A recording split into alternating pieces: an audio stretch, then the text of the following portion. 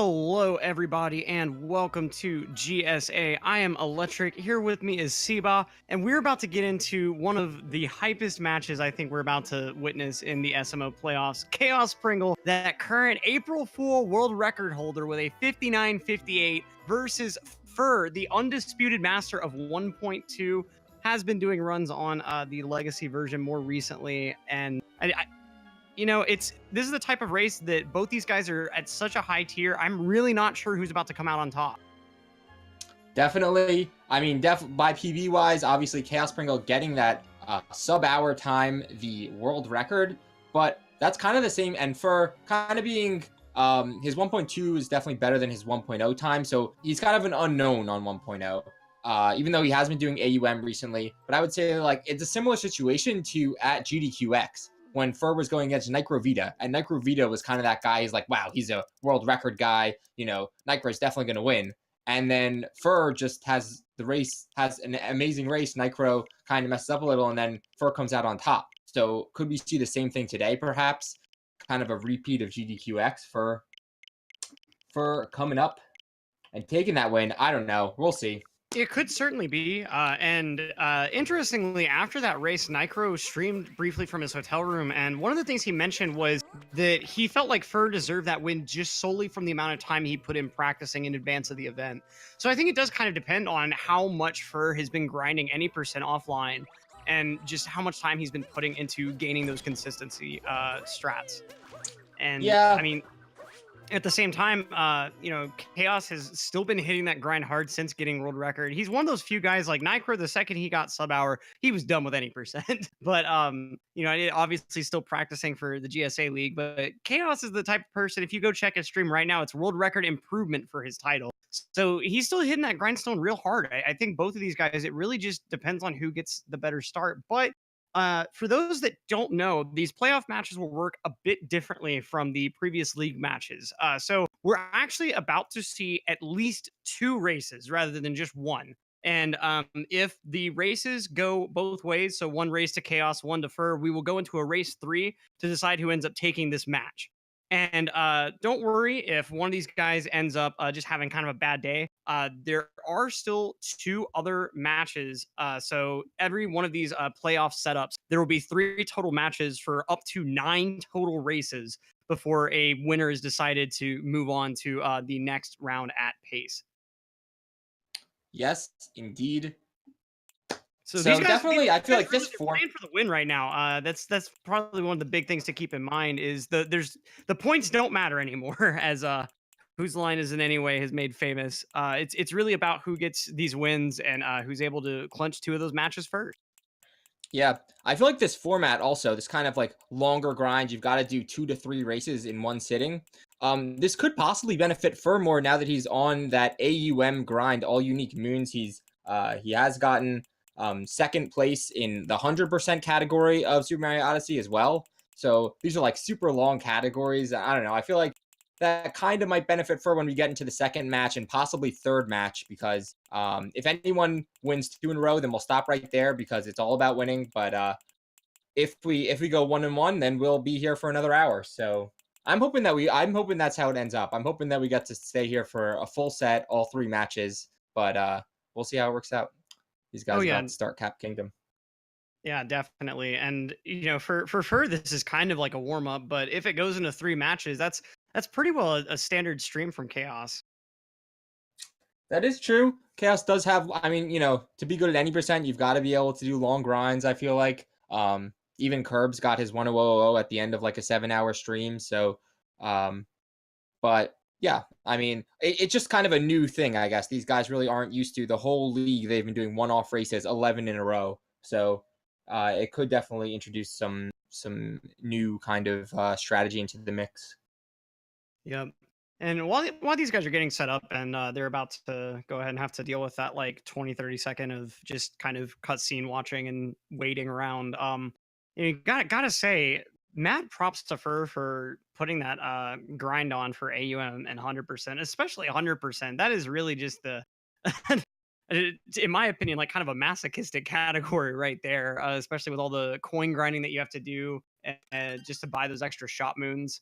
and just everything about it. AUM to me seems like the natural 100%. So to go that extra step further to truly 100% the game, and for her to put as much time as he has to just try to get on Timpani's level, it's really impressive.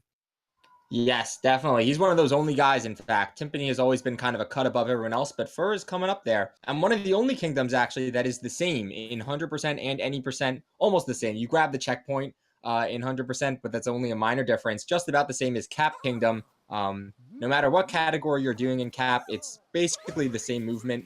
As we'll see these runners race through it. For the longest time, actually, on his any percent golds, he had a edited Cap Kingdom gold of 121 instead of 221, which is his actual gold. And for a long time, he was like, okay, now I have the fastest sob because I have a minute faster sob than everyone else. But I believe now he doesn't, even if you subtract a minute from Sir Sob, like some with sub splits now, like people are getting these ridiculous sobs that are like 59 1x in the case of Nicro, and Chaos recently switching to Kingdom splits. But so definitely Cap, though, is kind of the same for everyone for missing the spin throw on the frog, and that's one of those little things that really is going to affect the whole kingdom. Yeah, just kind of, and it's one of those early agitations that it doesn't lose a whole lot of time, as we can see. Fur probably going to be able to exit within 5 seconds or so of Chaos, but it's one of those things that can shape up your mindset really early on in the run, and it's something that you just don't want to mess up. You don't want to have those little annoyances throughout the very first kingdom in the game. Yeah, as we see that, Fur bonked a little bit at the beginning, but he still managed to set up left side with a little bit of janky setup, so that was pretty good for him. As he beats up Topper here. Just beautiful movement. I just love that dive into him to knock off that first cap with the like spin throw. God, I hate the Topper fight so much. Whenever I ran any percent, it was always I just never put the time in that I needed to get good at it. Damn, Topper first gang crying out here. But it's okay. We're going through these electric wires, you might say, the pylons. And Chaos getting a 221 cap because of the bonk and stuff. His timer is stopped right now. Okay, but yeah, 226, he must have forgotten. 227. He may have like forgotten that he was maybe just using an individual timer, it looks like, instead of a splits timer, since it didn't turn red. And speaking of the, you were talking earlier about the sub splits. It's really interesting how the Odyssey community adopted sub splits. I think they were kind of one of the first Mario communities to really do so. And it really, especially when you're trying to pinpoint areas that you need to work. Oh, for actually missing wet FMS. That's going to cost them a decent amount of time, but backing it up pretty nicely. And going to be getting the rest of that movement pretty clean as Chaos enters that Madame fight. Should be easy peasy, but her kind of getting off to a rocky start already with again, these aren't super major mistakes. He definitely didn't lose more than 5 seconds on that either, but just to start off your run in these two kingdoms that are relatively short, and you've gone through them so many times that you really don't expect them to have these types of errors too often. And especially too, when you're doing just standard PD attempts, the second that anything like that happens, you just reset. But there's no reset button here, obviously. Yeah, in races you got to keep going, and so there's a lot of backup strats kind of that you see that are often kind of interesting. That's kind of what makes racing fun, is to see the various backups. We're gonna see these guys get onto chest clip in just a second after beating Madame Brood. Yeah, it should go pretty well, especially off Chaos's side. Yeah, it's actually funny because with subsplits, the guy on the left of your screen right now, the pioneer of subsplits, arguably, he's used subsplits and then got a world record. That was like his 1:00:31 or whatever, within like a day or two. And then the world record had subsplits, so everyone started adopting them. But recently, Cass actually switched back to Kingdom splits, because he feels like he's just trying to focus on the game now. Now he knows all the segment times too for certain moons, so he can know if he has a good segment time just by looking at that, you know. Oh, looks a little low there for chest clip. I hope he can still can get it. Very nice chest clip, not even really needing to do a whole lot with the camera there. Yeah, pretty. Let's see if good. Fur's able to get it. Remember, Fur more so known for 1.2. Oh, yeah, and falling right back through. Yep. Oh no, and not getting the backup. Oh man. Trying to get a fast backup here where you can do this without the wall jump, but it's difficult. Yeah, there we go. Getting a second try. Yeah, Fur was a 1.0 runner kind of through and through for a long time. He has another switch, as I understand, 508 exit. He has another switch with 1.2, which he kind of switched to the 1.2 grind after getting around a 100 on 1.0 to go for that world record, that 1.2 world record, and he did get it eventually. He actually destroyed it. Yeah, I think So he's a good like 30 seconds or more ahead of the second place time. It's pretty wild. And that mhm. was set like a couple of months ago, I believe. It's been a while, and it's kind of interesting how no one's really taken up the grind to try to take it back from him. Yeah, well, Reals Diortem had that 102.06 1.2 world record for many months, but it was actually bopped by Fur, and then it was bopped by two other people. So definitely, like, there is some competition there, but Fur is still kind of a good 20 seconds ahead of the other two people, and pretty much everyone has switched to 1.0 now, so we'll see if that'll ever be beaten. But Chaos now getting the first moons. We'll see here what route he decides to go for in sand, and you can see that he's not going for the new late crate route. I don't expect Fur to go for it either. Very rare to go for that in a race. It is the fastest sand route now, but It's it is just so very difficult. risky. Yeah. Yeah. Especially that is the one that involves that like weird pipe clip, right? I remember watching a little curve mess around with it for a while whenever it was like first You discovered. don't. Well, no.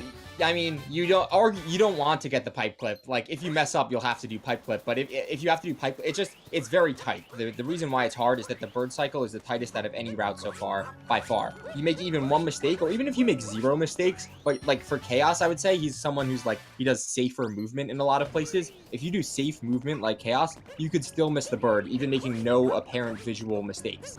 You just have to be so tight on everything. If you miss one Sphinx clip, it is impossible to get the bird, like, at least in a position that it saves time. Right. So that's the main reason, and of course then the crate movement is hard too.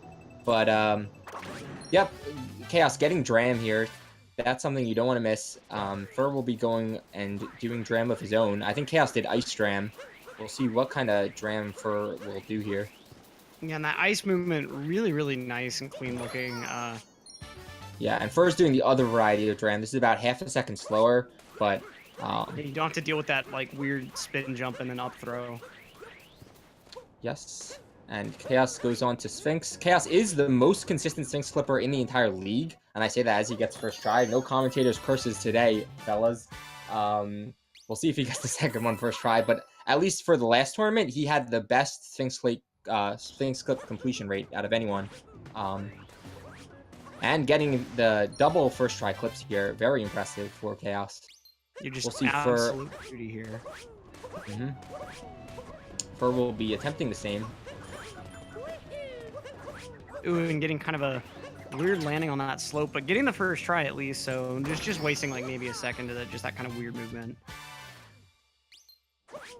And that's synced moon grabs there. That's the fake GSA sync. And Fur getting through that wall the second time as well. Both of them going for a double clip, which for runners of these runners' caliber, it is no surprise. Yeah, it'd really just be surprising if they didn't go for it at all. Yeah, there's only one runner in the league that consistently went for single clip, and that was a Rolme.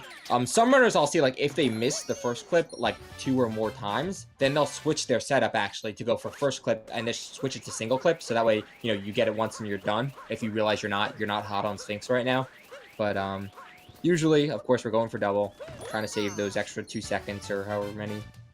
And Fur with a I could have just been the camera angle or something, but it looked like he was really close to not actually hitting the right texture for the Jaxi skip. Yeah, you can hit it in a bunch of different places, but there are definitely like some places are easier than others, and obviously that is like the one thing in sand which you don't want to miss. The worst thing to miss in sand by far is Jaxi skip. Oh yeah, and it was weird because like from basically the beginning, it wasn't a super hard trick for me, but there were a number of times that I was on decent runs through sand, and I would randomly fail Jaxi skip for the first time in like 20 attempts. It's the weirdest thing.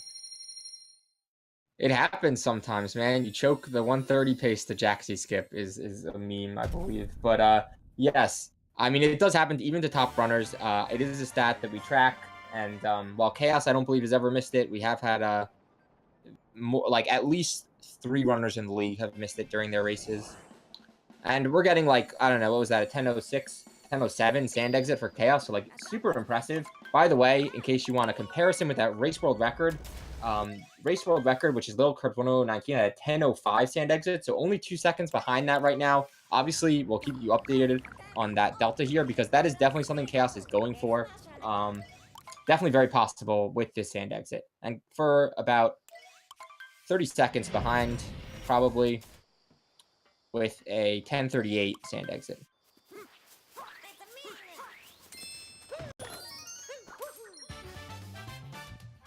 And Chaos now entering Lake Kingdom.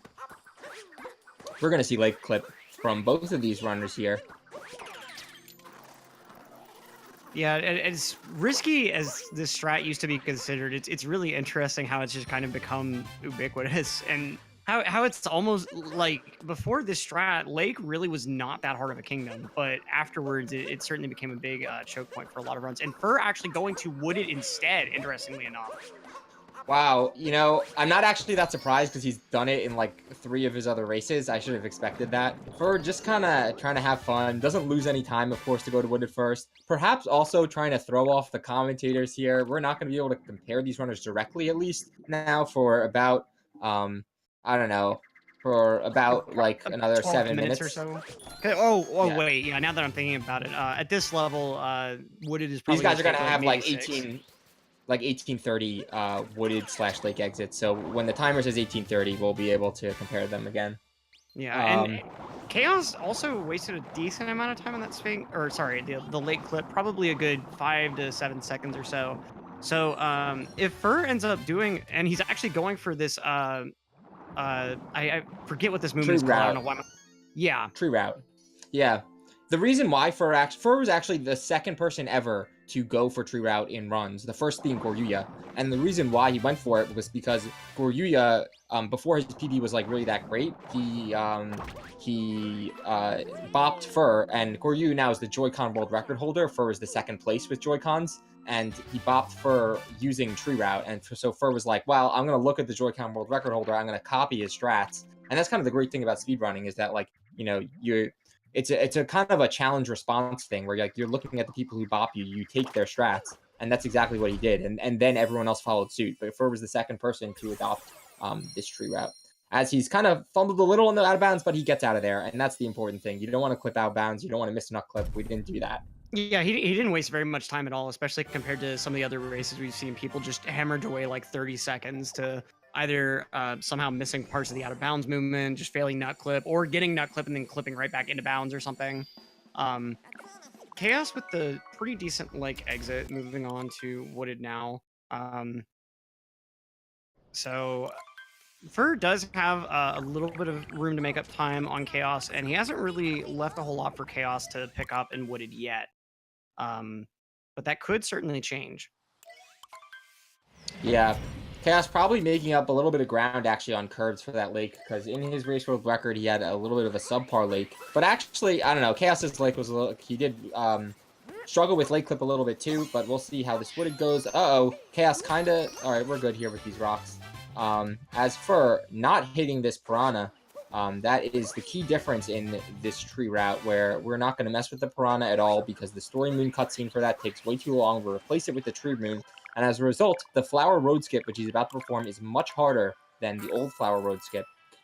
Oh, taking the book in the depth here.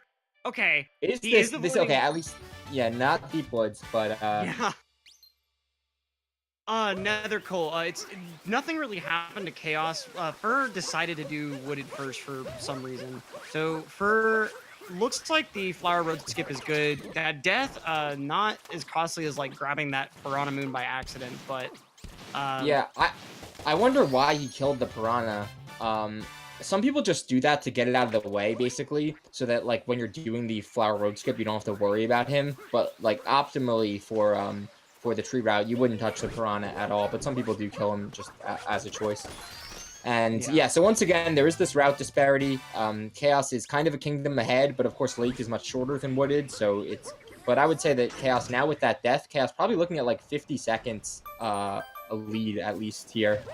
So definitely having that to work with. Chaos, by the way, missing Nut Clip. This is huge. He's gonna have to do Rock Clip. Oh, Okay, and Chaos, that's I just haven't way seen too him. far back, it looked like. There You we do go. go far back Rock for that clip. Yeah, Chaos has always been like really good at Rock Clip, but at least he made it up there, and not that bad, but that's something. Oh no, okay. He clips back in. He's gonna have to. What is he doing? He doesn't know how to back this up at the. No, there's an invisible platform here. Hopefully you can get it. There's an invisible platform where you could stand on it and then get your cat bounce back, and so you could get all the way up there. But then you could get Piranha. Oh, he found it, but then just fell right back down. Yeah, okay, he got that. Now he can go right up here, and he's getting it. So what is he gonna do now? Have to do a bit of a reroute because he's missed that moon out of bounds entirely. That's gonna shake things up pretty significantly. While we're trying to see, so it looks like he's just resuming with the standard. He didn't go for tree first, did he? Because if he did, then he could have just grabbed. Normally does. He does in all of his runs. I didn't see specifically, but he probably did. So I'm guessing what he's going to do is get Piranha Plant, because if you do tree route and then get Piranha, then you have an extra moon. And he's using that to replace the out of bounds. Odyssey makes like the other worst mistake you can make. This is actually terrible, because this climb is really slow here to get back up. This is actually the entire reason why there is a new wooded route that avoids this climb, because in the old wooded route, you have to do this climb. He's not used to the movement, as you can see. He's kind of having to, okay, using a cap return jump up there, but the movement to there is really awkward, and he just lost a lot of time on that. So, like, I don't know, did he lose 50 seconds? That's the question. Probably close to that, honestly. He very well could have. Yeah, I thinking about how much longer he has left, especially with having to grab that Piranha Moon, he's probably giving Fur enough time to complete Lake. Yep. Nice poison jump from Chaos. Going to be committing to that Piranha Plant route. Yeah, I kind of can't believe that he took that fall after that climb. You don't see that super often. Yeah, I guess maybe, you know, after sometimes you're a little shaken up, basically after clipping inbounds, you know, after knowing that you're a moon behind, you kind of get riled up a little bit, and sometimes the jitters come out and you make these mistakes. For getting caught on the Odyssey there, that's a strange mistake to make, but it's funny that you can't bonk on that surface. So Chaos, by the way, getting the old flower road skip just fine. Yep, and let's see how Fur. Yeah, let's see how Fur handles this late clip here. Because remember, Chaos did waste a little bit of time on this. We will see. Because this is huge. If Fur manages to get it on this cap throw right here, and he does, but let's see if he gets the out of bounds. And it's good. Nice, nice. Even once you actually get that clip out and you do that pretty precise movement to get up towards the checkpoint, there's that possibility that for whatever reason, you just had a little bit of slack in your movement and you just don't reach the checkpoint. Cappy just refuses to home in on it, and that's the absolute worst when that happens. Yes, indeed, but Fur is out of there for today, and he's going to be able to do most people would switch to Joy-Cons for this part to do a down throw, but Fur doesn't need to switch. He has the Joy-Cons right in front of him in his hands right now because he runs the whole run with Joy-Cons. Yeah, and that's just ridiculous to me. Yep, the only runner in the league to use Joy-Cons for the whole game. We'll actually see he'll do some other strats in Seaside and Bowser's too that make use of that down throw, which you won't see from any other runner. I believe he said before that he's on his like 5th or 6th pair or something. Yes, that was something I said in the chat, because he said that during one of his streams once, that he is, I believe, on his 6th pair, maybe 7th by now, because that was a little while ago. Yeah, Joy-Cons are just, you know, they're a little flimsy. I mean, some people like them. I guess what's good about them is for motion controls, I do feel like they're better than the Pro Controller, because you can shake them really easily, and I feel like the motion controls do like register kind of more consistently with them, but some people don't like the control sticks, or they feel like they're stick drift or whatever, so maybe if you replace them a lot, that's what you like. As look at this, we're getting like basically a sync, because remember, this is you know, so Chaos only a little bit ahead right here, only like a second or two. We'll see their exits here. Keep in mind, okay, so at this point, Race World Record is over. I mean, you have to be really playing. 1938 for Chaos out, and then we can compare to 1942. So Chaos only about 4 seconds ahead here. the cutscenes, it's not exactly 4 because the cutscenes after Fur has like a longer line, I think, that draws on the globe in the Odyssey, so it's not like directly comparable, but give or take a second. We've got about 4 seconds difference between these two runners. Very hype race, super close today. Yeah, and that And we're getting to text box, but different parts of the cutscene, as you can see. Yeah, Fur getting to the Fur Kingdom, as you could say, the Cloud Boost. Fur going for the Cloud Boost strat, and he does get it. That was a pretty decent Cloud Boost. I don't know if he was going technically for the boostless strat of Cloud Boost, but either way, it is kind of like you, it's a different strat than what Chaos does. It's actually funny because Chaos did beat Fur's Cloud Gold by like 1 frame or something like that, because that's when you get to the IL world records for Cloud, everything's so precise that really like it comes down to frames. But Fur did have the IL world record for Cloud for the longest time. Then they switched the timing method. Basically, like Chaos didn't skip a cutscene faster than Fur, so now Fur still has it. But I don't know, they're about tied. Bottom line, aside from 1 cutscene skipped. That's pretty interesting that the timing. And the reason is because Fur does this unique Cloud Boost strat at the beginning, which you saw him do, which is like pretty difficult. He made a YouTube tutorial all about Cloud Boosting. And it's really anyways, kind of a wonka because if you do it a bit too late, the Cloud will still boost you just downward or back or just in some other direction that kills you. Exactly, and I've seen it happen in many of Fur's attempts, actually, any percent attempts. Like, he has a good pace, and then a Death and Lost, and Death and Cloud, and you lose 20 seconds. Death and Lost, though, as I just said, could lose you even more than 20 seconds. And we've seen some runners have died 5 times in the Lost Kingdom alone in GSA races. So, gotta be hopefully less than 5. It's certainly pretty nefarious how Nintendo just made all of the Oh, and we're about to see one of those. No! Oh, barely ledge grabbing there, and he's outside of Klepto zone. I didn't realize that area wasn't a Klepto area because there's a lot of the ground area here that is a Klepto trigger, despite being so far into the level. And so we're able to back this up really strongly. Wow. Yeah, it's pretty good. That same thing happened to Nycro once. And it's funny because Limcube, I think, was commenting saying, technically the optimal choice at that point, once you're down there, would be to grab like a 2D moon, I think, which is while you're closer there, and then do the climb up and skip some other moons. But obviously that on-the-fly routing, that's a little high IQ strat. Yeah, it's certainly not something you practice at all. Yeah, exactly. That's the thing here. You want to do what you practice. But I don't know if he practiced that backup there, but it looked pretty good. Chaos now going for Cage Triple, the hardest part of Lost Kingdom. And it's good. Once you have those like consistent jump setups and you practice the proper angle alignment at the start, those sort of strats become a lot easier. Wow. Oh no, so Chaos went for the yeah. He went for an up throw dive out of there, which is like a very risky strat, and Fur, by the way, having to damage Mario to get that moon because of weird position. But yeah, the up throw dive is so hard. What did you just say? Up throw dive where Mario? Sir. Mario. Sir. The door to the commentators booth is that way. All right. Well, oh no, Fur also taking that death. Mario is taking the death. Mario. Oh man. Oh, I shouldn't have said anything. Mariah? Mariah. I believe his last name is also. There we go. We're getting out of Lost Kingdom here. Yep, and they're actually pretty close, despite those earlier differences. I would say, I guess, you know, both of them took that death at the end, so that was kind of even Steven on that one, and then so Fur just had a backup of falling from the butterfly moon. But Night Metro is hard, and what I've seen, at least in any percent attempts now, and in his World Peace attempts too, I've seen Chaos does go for the Goryuya cycle in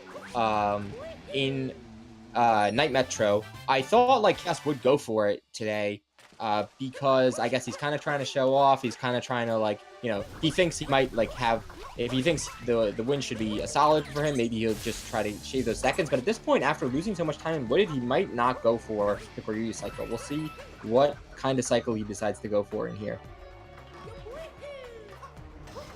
Yeah, we're not seeing that. We're seeing the normal cycle. But Well, Fur coming up. normal at this level, but certainly a slight amount more advanced. I think that's like a half cycle faster than that standard movement that takes you off to the right. Oh yeah, definitely. But like for anyone in the league, Yeah, you're gonna see you them doing expect the this hard triple jump stuff. movement at this point. It's just tricky to get the like if you kind of saw Chaos had to like drift a little bit to the right to start out. It's just like it looks easier than it actually is, but it's also the type of thing that once you put in a little bit of time with it and figure out its little quirks, it Yeah, becomes a lot more consistent. Fur getting zapped there by the mosquitoes. But he's getting up. I wonder if Fur's going to do his chest jump, because that is a strategy that's kind of unique to him. Not too many people, I've seen Curbs do it like rarely, but other than that, I think he's the only runner that really does this jump. Most people would, yep, he is doing chest jump right there. Most people would go up to the left, but he's doing this very precise, very tight jump, and he gets it. Super Yeah, nice from Fur. and it's almost a like slap in the face to like newer runners that have trouble with like the top of the tower movement, and then they see Fur just doing that with ease. I don't think I've ever actually seen him fail it. Granted, I'm sure he has, but it's just in all of the like races and runs I've seen Fur do, he always gets that so consistent. Yep, Chaos setting a nice pattern for the Mecha Wiggler, able to get him before he even stops moving. That's just one and done for this Mecha Wiggler. We'll see. Hopefully Fur gets a good pattern too. This, of course, is RNG. Kind of. You could get like a set of patterns. Sometimes you're used to a pattern, you'll see it before and you know how to handle it, but some of them are harder than others. Yeah, and it's really the less the Wiggler loops over itself, the better the pattern is, because the hitboxes just don't interact in any sort of logical way whenever the Wiggler is like doing loops around itself. The worst possible pattern would be if somehow it just does a circle. Then Yeah, like well, oh, yeah, go on. funnily enough, actually, the BTT actually does have an overlapping pattern because Travis got really lucky. And if you know how to handle it well, you can do it so that you're hitting multiple segments at once. But this is very rare, and it's kind of like only a BTT strat. But the BTT for Wiggler does have like an overlapping pattern. So maybe in the future, we'll see people kind of learn how to deal with the overlapping patterns. And they have the potential to be even faster than normal patterns if you can. Because if you shoot the overlapping, you can like get 6 in 1 or something like that. Yeah. But It's yeah, just really finicky as far as whether you end up getting 6th in one or if or like just one. yeah, exactly. And it's really interesting to think about how optimized this game is already and how close these guys are playing to their sum of best. And yet there's still some things that we haven't even really scratched the surface of yet still. Like those sort of overlapping Wiggler strats or just some other stuff that's in the IL runs right now, but just too inconsistent at the moment for humans to really be expected to do. Definitely Chaos getting that scoop clip first try. I wonder what scoop clip looks like on Joy-Cons, because I've done it on Pro-Con, but on Joy-Cons, maybe it's super easy, but on normally the movement kind of awkward. You got to hold your controller upside down, looking like a fool normally at pace, actually. We'll get to see that in person. But for turning his Joy-Cons upside down, supposedly, might be just Yeah. rotating to the left. But he From does what I get understand, that scoop they're clip. fully upside down, and I think I forget if they're able to like kind of detect how exactly you're turning them, but you may even need to like get your hands really close together or possibly cross them. I'm not exactly sure how difficult it is on Joy-Cons, but it is more severe of a tilt than what you have to do with Pro Controller. Just another one of those like motion control differences. But honestly, I would take that over the really what feels like a really small up throw range on the Procon. Granted, since my Pro Controller did actually break, and since it broke, I was told that the trick is to do the motion controls pretty lightly. So but whenever I did play with Procon, I had a lot of trouble getting up throws out reliably. Yeah, and once you get to the top level and you've got to do spin throws basically to capture anything, spin throws to, anything that you're interacting with, a spin throw normally is going to get you there faster than a normal throw. So, and of course that is a motion control, so you got to be really careful about that. Chaos doing a jump before the warp there, but that's just fine because we are getting up there. Yeah, Fur opened his map for some reason too. Maybe Fur was a little confused about the portion that he was on here. Good thing he didn't warp. Yeah, And kind we are of diving down to this moon. Yep. This moon we skip in Night Metro, even though it's so close, you know, like, why don't we just grab it? Because it's just faster to grab it this way, because we're in this part anyways for Day Metro. Yeah, like Remember- it's just enough out of the way during Night Metro, and it's actually like in your path in this case. Since I don't think there's really a quicker way to the top of the building other than taking that zip line, and so it just makes sense to grab it later because it would only save like I think 2 or 3 seconds, but if you're saving time, why not? You know. Yeah, definitely. We're getting the bullseye buddy here. Chaos gets it just fine, and he gets Tippy fine too.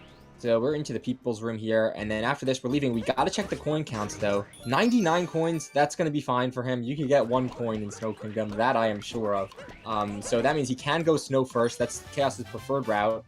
So that is good, even despite the death. Yeah, and Fur with 109. Oh, Jinx. Haha. So yeah, Fur gonna be completely fine there. It's always good to see people not have those issues with the coin counts. I think you know, Fur's gonna go Seaside first. I know Fur, knowing that he memed and did Wooded first, he's gonna go Seaside first, just for fun and games here.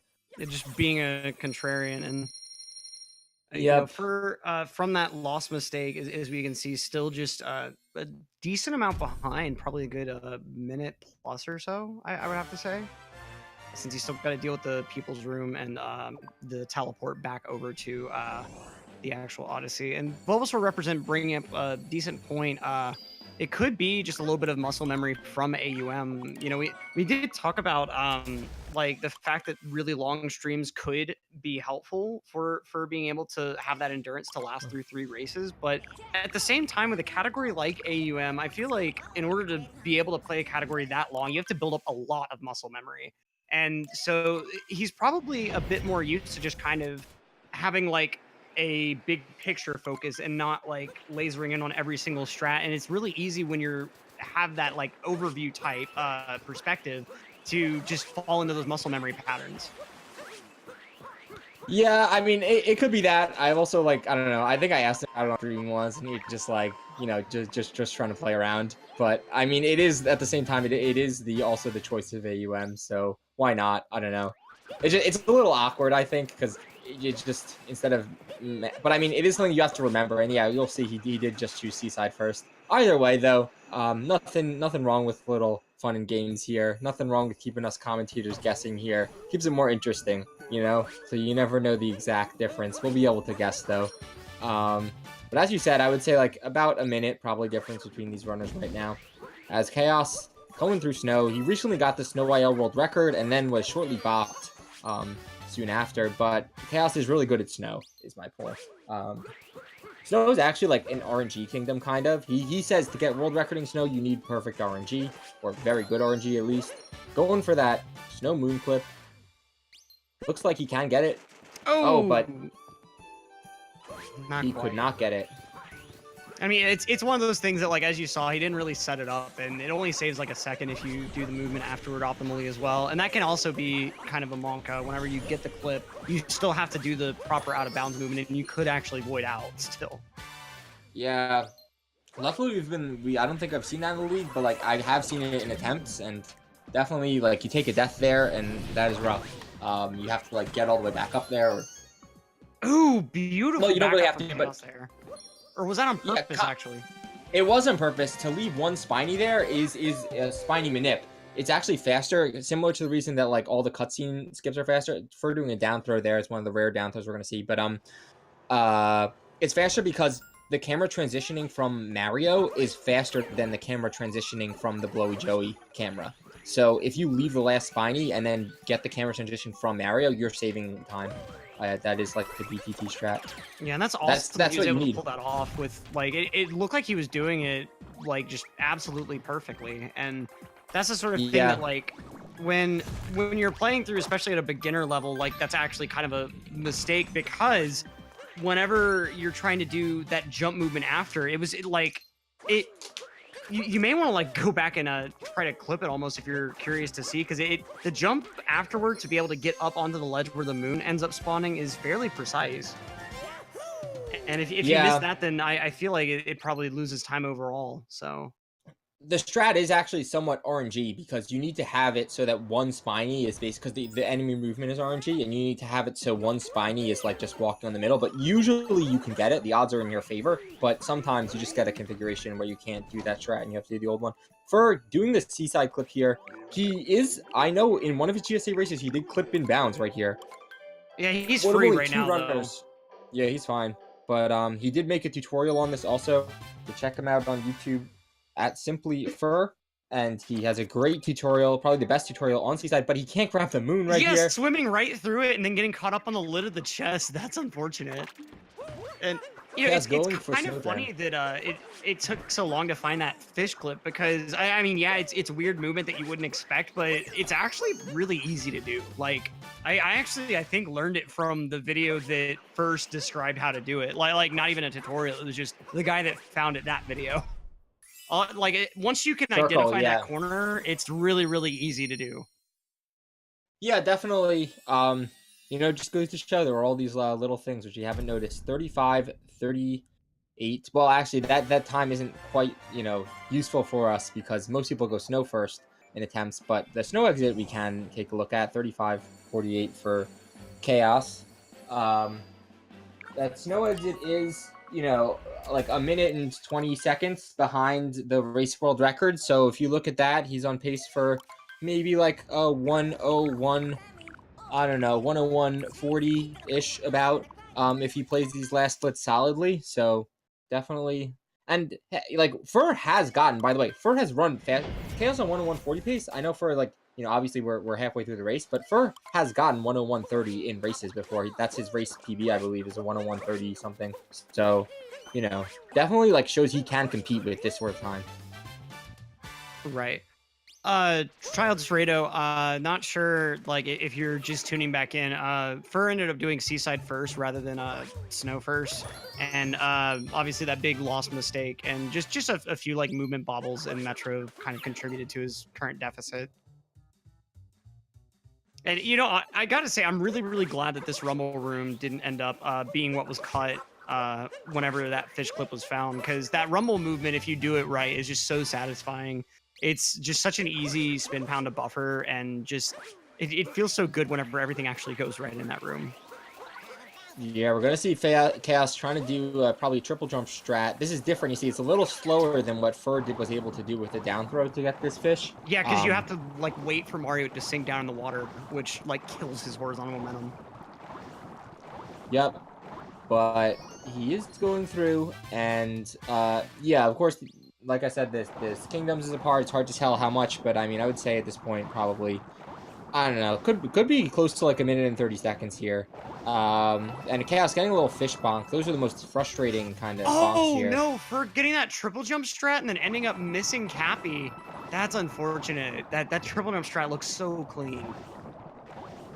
Yeah, he actually brings that up in his Cloud Boost tutorial because he's saying that the boost you get off of that platform is like similar physics to a Cloud Boost. And for also going for the, wow, that the Spiny decided to end his life right there. RIP to that Spiny, but helped Mario out actually because didn't even need to throw a cap for that one. Spiny's not too smart. Yeah, can we get some Fs in the chat for that Spiny? And you know, he's a real bro sacrificing himself for the sake of speed.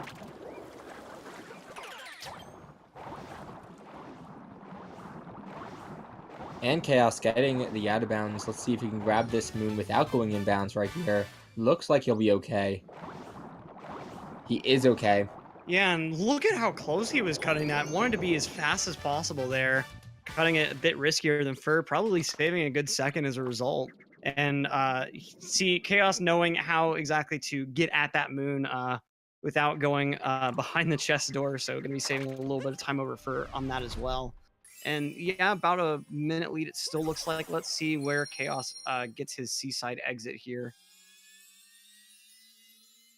Mafan asking who uses the angry face or like startled, I don't know, face. I mean, you just used it, so. Yeah, type that in. It's just two parentheses. There's no eyes. I guess that's how this face is supposed to go, huh? Yeah, it's like the eyes are like It looks almost like you got hit in the face with a dodgeball or something, because like you're just like shocked and your eyes are closed and just it's the oof face, I kind of think. That's what Mario's looking like right after some of those fish bonks that Chaos was getting in Seaside. But Yep. we're in Luncheon now.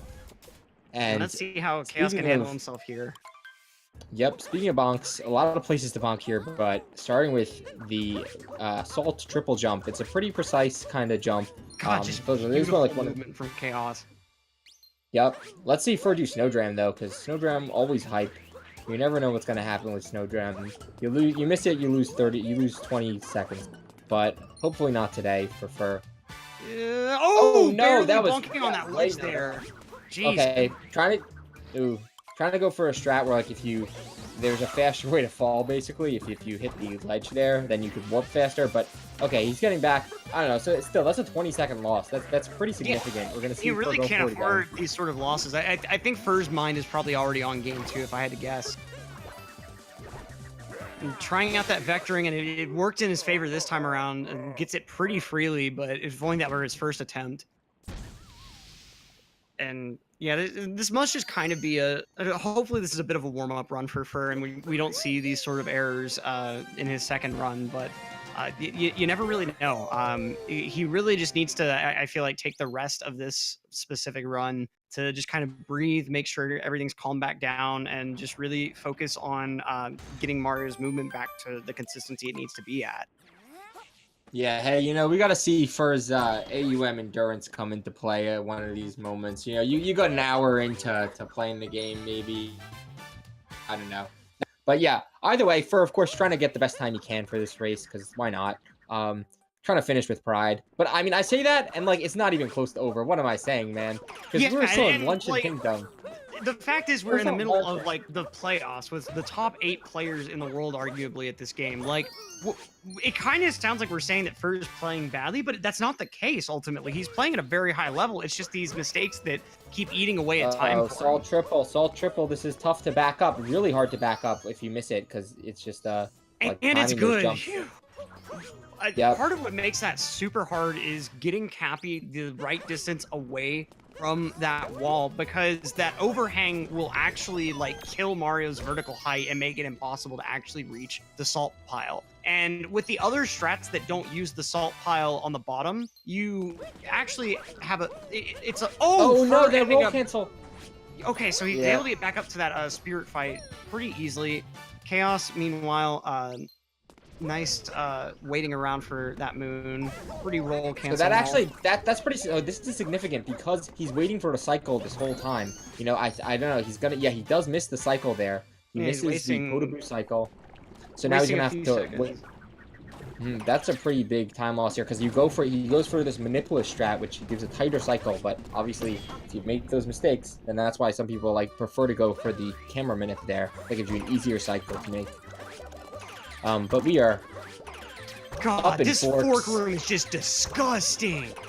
Man, this room was the bane of my existence when I was running this game, and I'm actually like halfway mad at how clean he made that. That's incredible. Jeez, I literally would take twice as long in this room. Yeah, a lot of quick motion controls there, a lot of instant strats where you die. There's a camera manip for that actually, where basically you can manip the spinners to be in the right position to save about half a second. And also you can, if you dive towards the thing that you're being captured, Mario has a shorter distance to travel to the captured object. And so that animation is faster. You save a few frames there. Those are both things that Chaos was doing in that room. And we're going up to Turnip Clip. Turnip looks a little bit to the left here. Can he get it? I think he can. Uh-oh. Gonna have to do second try. And the Spiney's all in there messing up things. So this is a problem. This is a big problem here, actually, because if he can't get this... Okay. Oh, we do get it in okay. the end. Yeah, that Spiny is a huge bonk of it. Well, okay, actually, no, it's not as much of a... Pretty recently, I watched a Small Ants coinless run, and I remember that Spiny being he's a that Monka. run. Some runners in any percent even, they specifically kill the Spiny like as soon as they get the Pan Bro, just to not have to deal with him. Because I the mean, if you're Spiny going, can end up killing the Pan Bro, right? Or it can end up destroying the turnip. I remember it messes up the yeah, strat he can destroy. too. He can move. The Spiny can actually move the turnip like to an unclippable position. You can just walk against the turnip and then the turnip starts moving. So definitely all those things could happen. We're going for this spin pound moon here. Chaos gets it. Very It looks a little clean. risky. Wow. For Chaos also. just... Oh, but missing no. that ledge there. Okay, he's able to survive at least and do this nice little movement back up here. And we're about to see Fur entering this fork flicking room. Yeah, it looks like, by the way, in the beginning of luncheon, we didn't mention, but Fur had a little bit of routing. He had to like go back to the sub area. I was noticing that he was like kind of standing around for a little bit, but anyways, he's past that now. He knows the any percent route, of course, by heart. Done thousands of attempts. But Chaos exiting luncheon before Fur. We're gonna see this luncheon exit, so we can get confirmed. And Fur missing the Podoboo coming out of here, getting a little burn on Mario's Tookus. Ooh, we're out of here. Really, really fast Podoboo movement up on top of this ledge here. It can be really difficult to actually get the height required off that very first jump because you're manipulating. There's like a very, very tiny, very gradual slope in the lava at a certain point, and if you're moving up that when you jump, it'll get extra height. And the specific jump that Fur went for there was even more precise because he was just barely clipping onto that edge of the upper lava. Yeah, it's also like a momentum thing. But for getting, you had to like kind of reset it up, but once you reset it up, getting turnip clip just fine. Chaos in that exit, by the way, I think he lost about like another 10 seconds maybe due to turnip clip and stuff like that to curbs his run or just to like, his luncheon gold. So we're looking at like a high 101 1x at this point if he plays the rest well. I mean, maybe like a mid 101 1x. But it'll definitely be interesting to see. And with that Wooded mistake, that would be super impressive. Chaos is known. He has the tied, I believe, still tied Bowser's Moon world record of 1250. So we'll see after this ruined exit what kind of Bowser's Moon he can pull together. For getting burned all over the place here. Already getting burned from the lava bubble earlier, then getting burned again. Luckily, only one more part that you can get burned. And surely he will not get burned on this part. Commentator's blessing coming into play here. Yeah. There we go. The more positive language you use, the higher chance that Commentator's curse will not be a curse at all. It's just science. Commentator's blessing, as I like to call it. I guess you can get burned in this section too. Wow, Chaos just taking tons of captures here of the dragon. I think he's a little late though, because it's not Appreciated Dragon Day today. But hey, maybe we're just giving the dragon some love, taking tons of Switch screenshots of this dragon today. Looking very nice. Uh-oh. One more cycle to go of this ruined fight. Now, as Fur is exiting luncheon, we're going to have both runners in ruin for a little bit. Might as well talk a little bit about... Oh, I'm seeing the cameras in chat. Well, guess what? In case you like cameras, in case you like seeing these runners in person, perhaps, we're going to have tons of cameras. We're going to have face cameras, game cameras. I'm sure we're going to have cameras all over the place at PACE 2019 in Laurel, Maryland. At the end of this month, we're going to see the winner of these two. Not today, of course, because it's the best 3 of 2 of 3 of 2 of 3, but the top 4 in the Super Mario Odyssey 90% League, as well as 2 other leagues, as well as many interesting marathon runs, including an Odyssey glitch exhibition. So if you like glitches, you can do that. ! PACE in chat to get all the details about that. You can, of course, also watch it on twitch.tv/speedrun. Have any sets gone to Game 3? This is actually the second. This is only the second playoff match that we've contested here for Super Mario Odyssey, and the first one only went to, like, it was 4-0 for Nitro, so we haven't had that yet, but I'm sure that we will. We'll see which matchup will go to Game 3, but I'm sure we will eventually. Oh, yeah, definitely. Infinite Gamer saying that Spa should be a businessman. Well, I don't think Spa's a businessman. He's a businessman. I am. Yeah, exactly. We are a business here. Business for the runners, though. It's all about the runners. That's what Yeah, all serious business in the booth.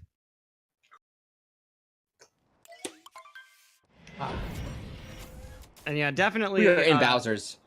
If you can, we'd love to see you live at Pace April 25th through the 28th. I will be there. I will actually be calming the grand finals of Celeste. Super excited for that.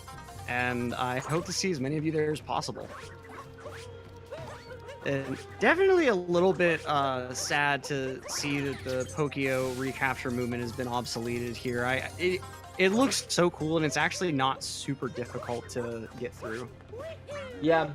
I wouldn't even, like, Equan does it in all of his runs, as far as, yeah, he does it in all of his runs, so, like, it's not, like, necessarily obsoleted, it's just, most people prefer boxes, and the strats, I believe, again, Chaos with the captures today, just going picture crazy today, yeah, maybe starting a photography class, but, yeah, most people, the strat, I believe, loses only about, like, 0.2 seconds, so, really, it's not that much of a difference, you can go for it if you like it, it's still fast, but, Equan is just the only person who prefers that strat over going to the crate. Right. And this is the first race, by the way. You could see the number next to their names indicates how many races in this race. Match. How many races in this match that they have won. Match or set. For whatever reason, I feel like set is almost clearer, but match still perfectly acceptable. You can borrow from tennis. Game, set, match. There we go. Yep. But we'll do race and instead of right game, now, Chaos certainly up 40 love against Fur in this match 1 of this set. Yeah. I mean, Chaos does have a solid lead, obviously, if you're beating bunnies, because bunny... Okay, think about it's like right now, and Chaos just beat, or not, he's not beating bunnies, rather. He's still got quite a bit to go, but he beat Shards. And Shards is, I don't know. I would say that these guys are about 2 minutes apart, maybe a little more. It's a pretty substantial amount of time at the moment. Yeah. And Chaos now going for that Bowser Dram. It is a little tricky, but we're getting it now. Insta-dive is Chaos's worst enemy. This is like the strat that Chaos can never get, and he gets it today. So I'm sure Chaos is popping off about that. And as we say that, we're getting to the most hype part of the run here. Electric, I don't know, maybe I pin you wrong, but I pin you as a topper first guy. Am I correct here? Are we celebrating you're today? Absolutely correct. There is only one way to go with these fights, and topper first. We're celebrating. GSAT in the chat if you have it. Nitro Dab is fine too. Samurai 1 topper if you have that emote. Whatever topper emote you got, you put them in chat because we're celebrating. Fur actually might do us a solid here and give us another topper. Fur is the only runner in the league actually, and we track these stats at GSA because we're all business. Who switches between Topper and Harriet. Everyone else has a favorite. Actually, Chaos is the only person that does Topper first consistently. But Fur switches between, so you never know what he's going to choose. We've seen him do Harriet. We've seen him do Topper. Trying to give us a little bit of surprise today, Fur. So, I don't know. Hopefully does us the solid here, and we get the first ever double Topper first in the league, I believe. That should be it. Wow, I actually did get a Samurai one-man topper in the chat. I usually say that and no one posts it. But we have a Samurai one-man subscriber. Great runner of this game, by the way. Wow, look at this. Goryuya taking tons of pictures of Harriet. I don't blame him, to be honest. Oh, and Fur actually missing that moonshot twice. Oh no, that strat is really hard to get. Insta-dive, this is the strat. And wow, that took so many attempts, but it is a really hard, that's definitely the hardest shard of all. We might see Fur do a down throw here. Not going for that down throw. Yeah, but, opting for just that standard fall and normal throw. There is a strat for that if he wishes to do it, but it looks like he's at least getting out of shards now, even if he did miss insta-dive a few times. Chaos got a bunch of picks in the collection for this race. And we're going to do the double jump, or just single jump rather, to the boxes. There is a faster strat with the triple jump there. I think we might see Fur go for the triple jump, but it's a little harder. A little greater risk of death. Speaking of death, we're going to jump over this huge death plane here. Basically blind. We don't know what's ahead of us. But we're getting it.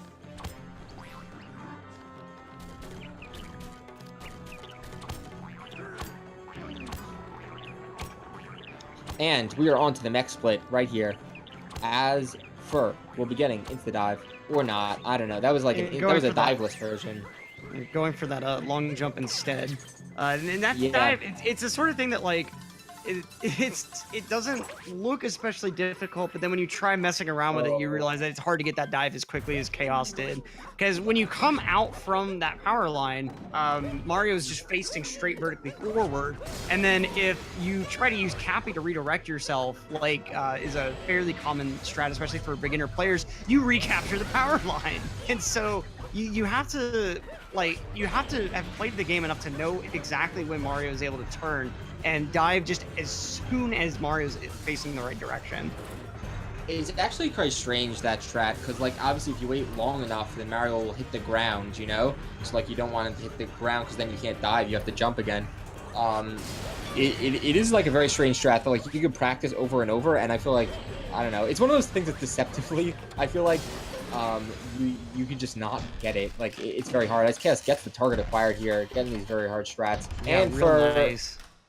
By the way, doing Harriet first. So we get to, hey, you know, you get a little bit of both today. You got to see the topper first, you got to see the Harriet first, and we're on topper now anyways. So like at this point, you know, no one even saw Harriet first. You're just looking at the topper chat.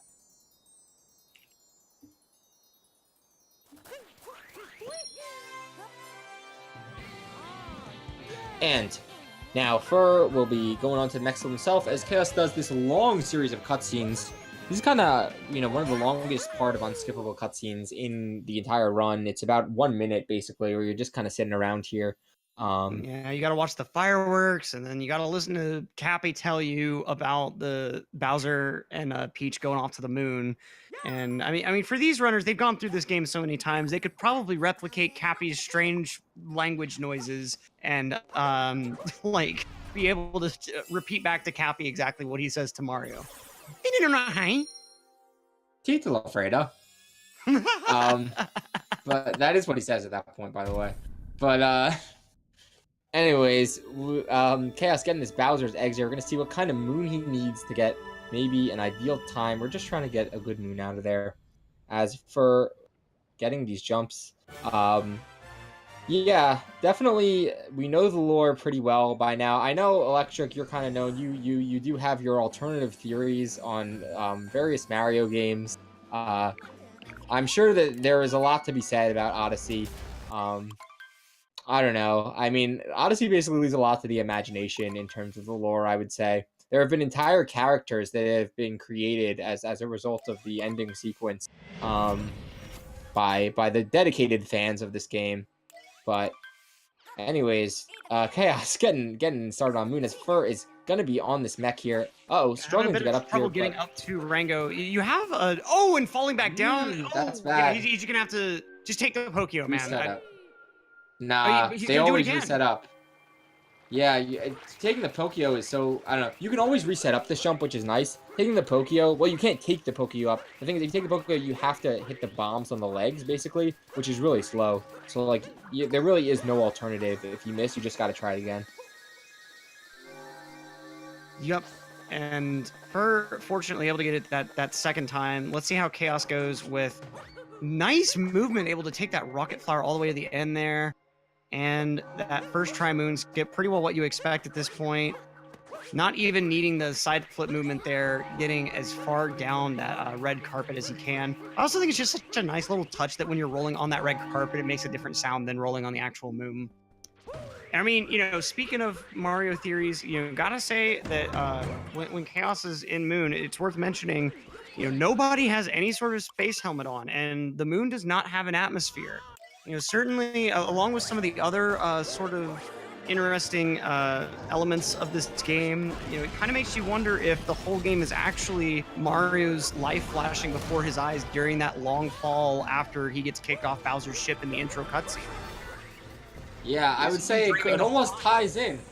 Yeah, like if you look at the Metro, what's going on in Metro there, their whole power plant issue, it kind of ties into the whole oil baroness clip that I once saw, you know? You see Pauline here, maybe she's like the heir to that throne now that Peach can't really do her job because she's kidnapped. I don't know, there's a bunch of ideas floating Yeah, around well, I mean, here.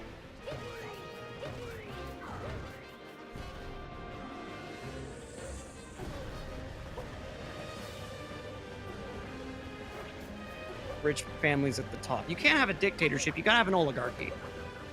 It's just business, man. Yeah. And everyone's wondering, by the way, what's that pink liquid in luncheon? You know, like, doesn't really make sense. People say Pepto-Bismol. Yeah, they keep saying that it's stew, but I don't know what exactly you could dissolve in water to make a pink, thick, viscous stew like that. Could When be the is toxic, match toxic 2 of... sludge waste. Could be. Mm-hmm. When is match 2? We're talking, depends what you mean by match, actually. You're gonna see another race right after this. Yeah, so using our terminology, the next match, which is the set of 3 races, will be tomorrow at 2 p.m. Eastern Standard Time. But right after this, there will be at least one more race. If Chaos wins that race, as well as this one, I'm not expecting anything crazy to happen, like a 3 missed 2D skips or a pillar room death, but if Chaos wins this and the next one, then that will be all for the races today. If Fur pulls off a win on the next one, then we will move on to a race 3. But don't fret if it's only a 2-race match today, because there's one at the same time tomorrow. Yes, there is. People in chat saying sub 102. I think he can get sub 102. That would be like a good, if he gets a solid moon, basically. Yeah, good pillars room. I don't know. It's going to be tight, though. It's going to be tight, but I think it might be possible. Let's see what Fur is doing here for moon skip. Not getting the moon skip. That's interesting. Well, I think he might. I don't know. Fur's going for some weird. He's going for that side flip moon skip I've seen several times. I don't know if he did that this time specifically, but that's a weird cappy bounce. You see that cappy bounce? I don't think I've ever seen anything like that. But yeah. Anyways, he does get up there. And Chaos, it looks like he's got that early pillar basically in the bag. Yep, it's good. I don't know. So this is going to be really close to sub 102. I don't know if he'll be able to do it, but like we'll see. It's looking pretty decent. This is a hot pillars room so far. Friendly shout out to the first sub-hour run, losing 4 seconds to this room.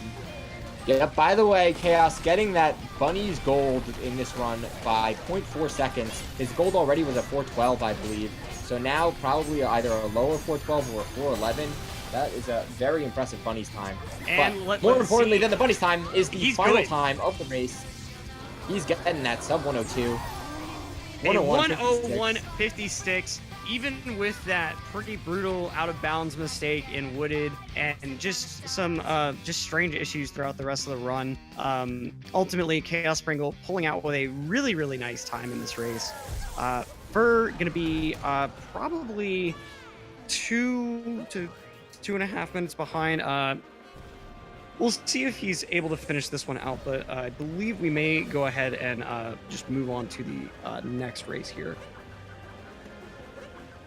I'm looking back on all of the races here, and yeah, okay. He has gotten a few 102s in races before, like low 102s, but it's interesting that Chaos did just get a 101.56, because like if Chaos was out here basically getting getting race world record, getting 103x, which we've seen him do in races multiple times before, he's gotten multiple 103x's in races, then it's like, okay, it's over for Fur this next race. But Chaos getting a 101.56, that's a time that Fur has gotten better than in races. It's a time that Fur could beat today, you know? So definitely giving some hope, I would say, for Fur coming into this next race that we're going to have. As Fur is finishing it up, again, Fur had like a little bit of troubles various parts of this race, so and obviously the time difference doesn't matter here, so it's not like he's going for points. He's just finishing for pride at this point, trying to do the 2D skip like everyone else, trying to get good pillars. Just wants to show off that ending of the run. Exactly. Chilled Shroud, not exactly sure how to say that name, but yes, it is faster because while you're shooting fireballs, Bowser is still able to move horizontally, and so you're able to make progress towards the second pillar while shooting towards the third. And so I think in Chaos's case, he got like 2 or 3 fireballs at the third pillar before he even started trying to make his way up there. Really what you're trying to do with pillar room is just like get rid of the pillar before you're even over to where it's at, so you can kind of start curving towards the next pillar and get there even faster. Yes, indeed. It's called Miles Pillars, that strat, and I think Fur actually has learned it. He definitely has gone for it before. We'll see if he goes for it. Not everyone goes for that strat, but we'll see if Fur does.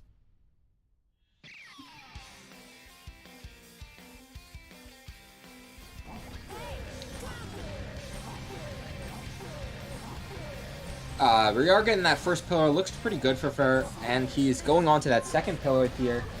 Did the camera have the zoom? I don't think I saw the camera zoom, so I'm not sure if he actually... Oh yeah, I wasn't looking, and we can't commentators. You don't have audio, so it's very hard to tell when you get that first pillar. I mean, the shots looked good, but I did not check for the screen shake there. Yeah, just one more shot left. That's unfortunate. Oh no. It's a little bit subtle, but when you know what you're looking for, it's pretty easy to catch if it happens or not. And it actually looked like he either missed two or one of those, the first fireball just didn't go through. Yeah. So we're looking on the stats here. Unfortunately, it looks like this is going to be, I don't know, maybe, again, first just not thinking about the points or whatever, so he's just kind of fit it. What someone was saying earlier, I think, is that, you know, if you know you're going to lose, maybe you're just taking it casual for the last kind of, like, once you know you're going to lose, rather than kind of overexert yourself trying to do crazy everything, just kind of, like, finish the run, make sure that you're doing it okay. And that's what Fur's going for. This was his slowest time in league play so far. He's like, for, you know, normally he's capable of getting a 102 at least. We've seen a lot of 102s. We've seen even one. He did have a 101.31 race. So this is like definitely something that Fur could be on. I don't know, maybe, but yeah, both of these runners, I would say, like, they can beat the time that they just got by a lot in the next race. And the good thing about saying that is that we're going to be able to see it like live right here, another race. So Yep, just immediately going right into this game too, interestingly enough. And Fur also bringing up a good point that if he were to go ahead and quit that race prematurely, he'd actually have to go through all of the setup for doing another run all over again because he'd have to restart the application. And for whatever reason, Odyssey just takes forever. Oh, say what? wow. No, I'm just saying 511.13 moon for Chaos. That, sorry about that. Let me get my mic. 511.13 moon for Chaos. That is a gold, and really incredible. No one has a 510 moon, I believe, as far as I know, other than Miles Pro, who's an IL runner who had the world record for that. So 511.13 moon is like really good, by the way. And a 1250 BM. When I said 1250 BM, I said he was the world record holder. He just tied that. He tied the world record BM in this race. So Bowser's Moon, that is. Really incredible end game there from Chaos. Yeah, and I'm not sure exactly what you're referring to there, EBM, but if you're talking about ILs, IL stands for individual levels. So there are some people that instead of running the entire any percent category, they'll just run individual parts of it, so like individual kingdoms. And you see those guys go for much riskier strats because they're able to just do those really, really fast resets. And so it's like Siba was saying, with those IL runners, you'll expect like one or two of them to have a pretty insane time, like a 510 on Moon. But Chaospringle getting that in the middle of a race, even, and especially like I'm not sure how many runs he's done today, but in this first race too, I kind of would have expected something like that in just a later race. But Yeah, guys... I think that's the world. I think that's the record, like, moon time for an RTA runner, because Miles Pro, like, he does ridiculous strats on Moon, and he doesn't, I mean, I think he's done any percent runs before, but he's not, like, he's not in the league or anything like that. So definitely that is, like, really impressive showing from Chaos. But we're back to cap already. We're going right into this. No breaks for us commentators. No breaks for the runners either. Maybe Fur prefers it that way, you know? Fur's just trying to get right into this. It could be, but we already see Fur making a decent time loss mistake by going for the pre-Cappy cutscene buffer. So if you spin the control stick with Mario right before that Cappy cutscene starts, right afterwards you can do a spin pound. And the reason that like I'm saying it that way is it's not actually faster than just holding L and shaking as soon as the cutscene is over, unless you do it near perfectly. And so by doing what he did, and it looks like he actually just completely missed the spin buffer. So it came out as just a jump and then ground pound, which cost him more time than just like crouching and doing standard movement. It's the type of stuff that you expect at the level these guys are at, but whenever it fails, it's not pretty. Yeah. That's the thing, like, even, like, getting a fast spin throw saves only, like, a fraction of a second doing a spin throw instead of a normal cap throw to capture things. But if you miss it, which is much more likely if you're doing a spin throw than if you're doing a normal capture, you could lose, like, 1, 2, 3, 4 seconds. Yeah, and it's like at this level, you have to be going for stuff like that, despite its inherent kind of inconsistency. Unless you just put a lot of time in, you really just have to get to the point with these fundamentals that like the timing is just in your head, and you can just do it on command without even really thinking about it. Yes, I feel like once you get things part of you, like you said, muscle memory. In this case, like literally muscle. Other games, like it's kind of muscle memory, but like you're pressing buttons. In this case, literally, like you're getting a workout playing this game sometimes. So people do feel tired. Cass said, like after playing this game for a while, you just feel tired. Your arms feel tired after just moving so much. Yeah, and you have to be careful about ergonomics too, because there have been people that just after short bursts of play this game have started having the symptoms of like tendonitis and such, just from how heavy the controller can be. And it's certainly different than like if you're running something like Mario 64 with a Hori, where there's very little movement with your hands just moving around everywhere. The controller itself is pretty light. You can hold it in a really ergonomic position. But in this case, when you're having to just continuously move, and if you don't build yourself up to the point where you can do longer grinds, you just try to force yourself to start doing like 4 or 5 hour sessions, it can be really rough on your hands really easily.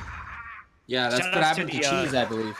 Yeah, exactly. He started having the symptoms of like forearm pain and stuff just after like a week of grinding this game for a sub 110. And shout outs to Smashboards. There is a post that details a lot of different stretches to do to help your hands and avoid carpal tunnel. And it really helps a lot with just limbering up your hands and such. I wasn't even aware that my wrists could pop before I started doing this. And like as Torge was the one that really started kind of um evangelizing, I guess, for this big stretching post. And he said it was like the first time he did some of these stretches, his wrist just made the most like alien strange noises. Yep, don't know if you guys, my mic might not have picked that up, but I just cracked my knuckles right in there. It's for good health. Cracking your knuckles, so I've For heard. your health. It is for my health. And for doing a nice roll cancel jump strat to get up there, Chaos getting chest clip, that looks perfect for chest clip. I think he'll get it, and he does. Oh yeah, just nice and easy, even easier than that first chest clip there. Yeah. Let's see if Fur's able to get it too. This might be a good cascade exit, actually. Got a great cap exit. He got a 220 cap. No. Fur not able to get the clip, and moreover, taking that dive right into that corner, but at least he gets the back up first try this time. That's going to be a decent time save over last run. And he's nearly the full Odyssey restored cutscene behind Chaos at the moment.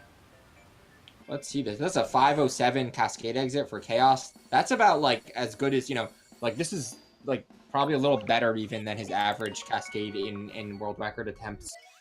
So pretty good cascade exit so far. He is ahead of the race world record for all that it matters in 5 minutes of playing the game. But I think like definitely what he showed basically by clutching out that BM world record in that last race is that he can get this race world record today. Like, and this could be his last chance to get it if he wins this race. So we will be keeping an eye on that. But anyways, Fur's going on. We're going to see if Fur gets this action guide skip here. He does not get the fast edition of it, unfortunately. Is kind of inconsistent and hard to do. It's one of the most inconsistent things I would say for runners is getting fast action guide.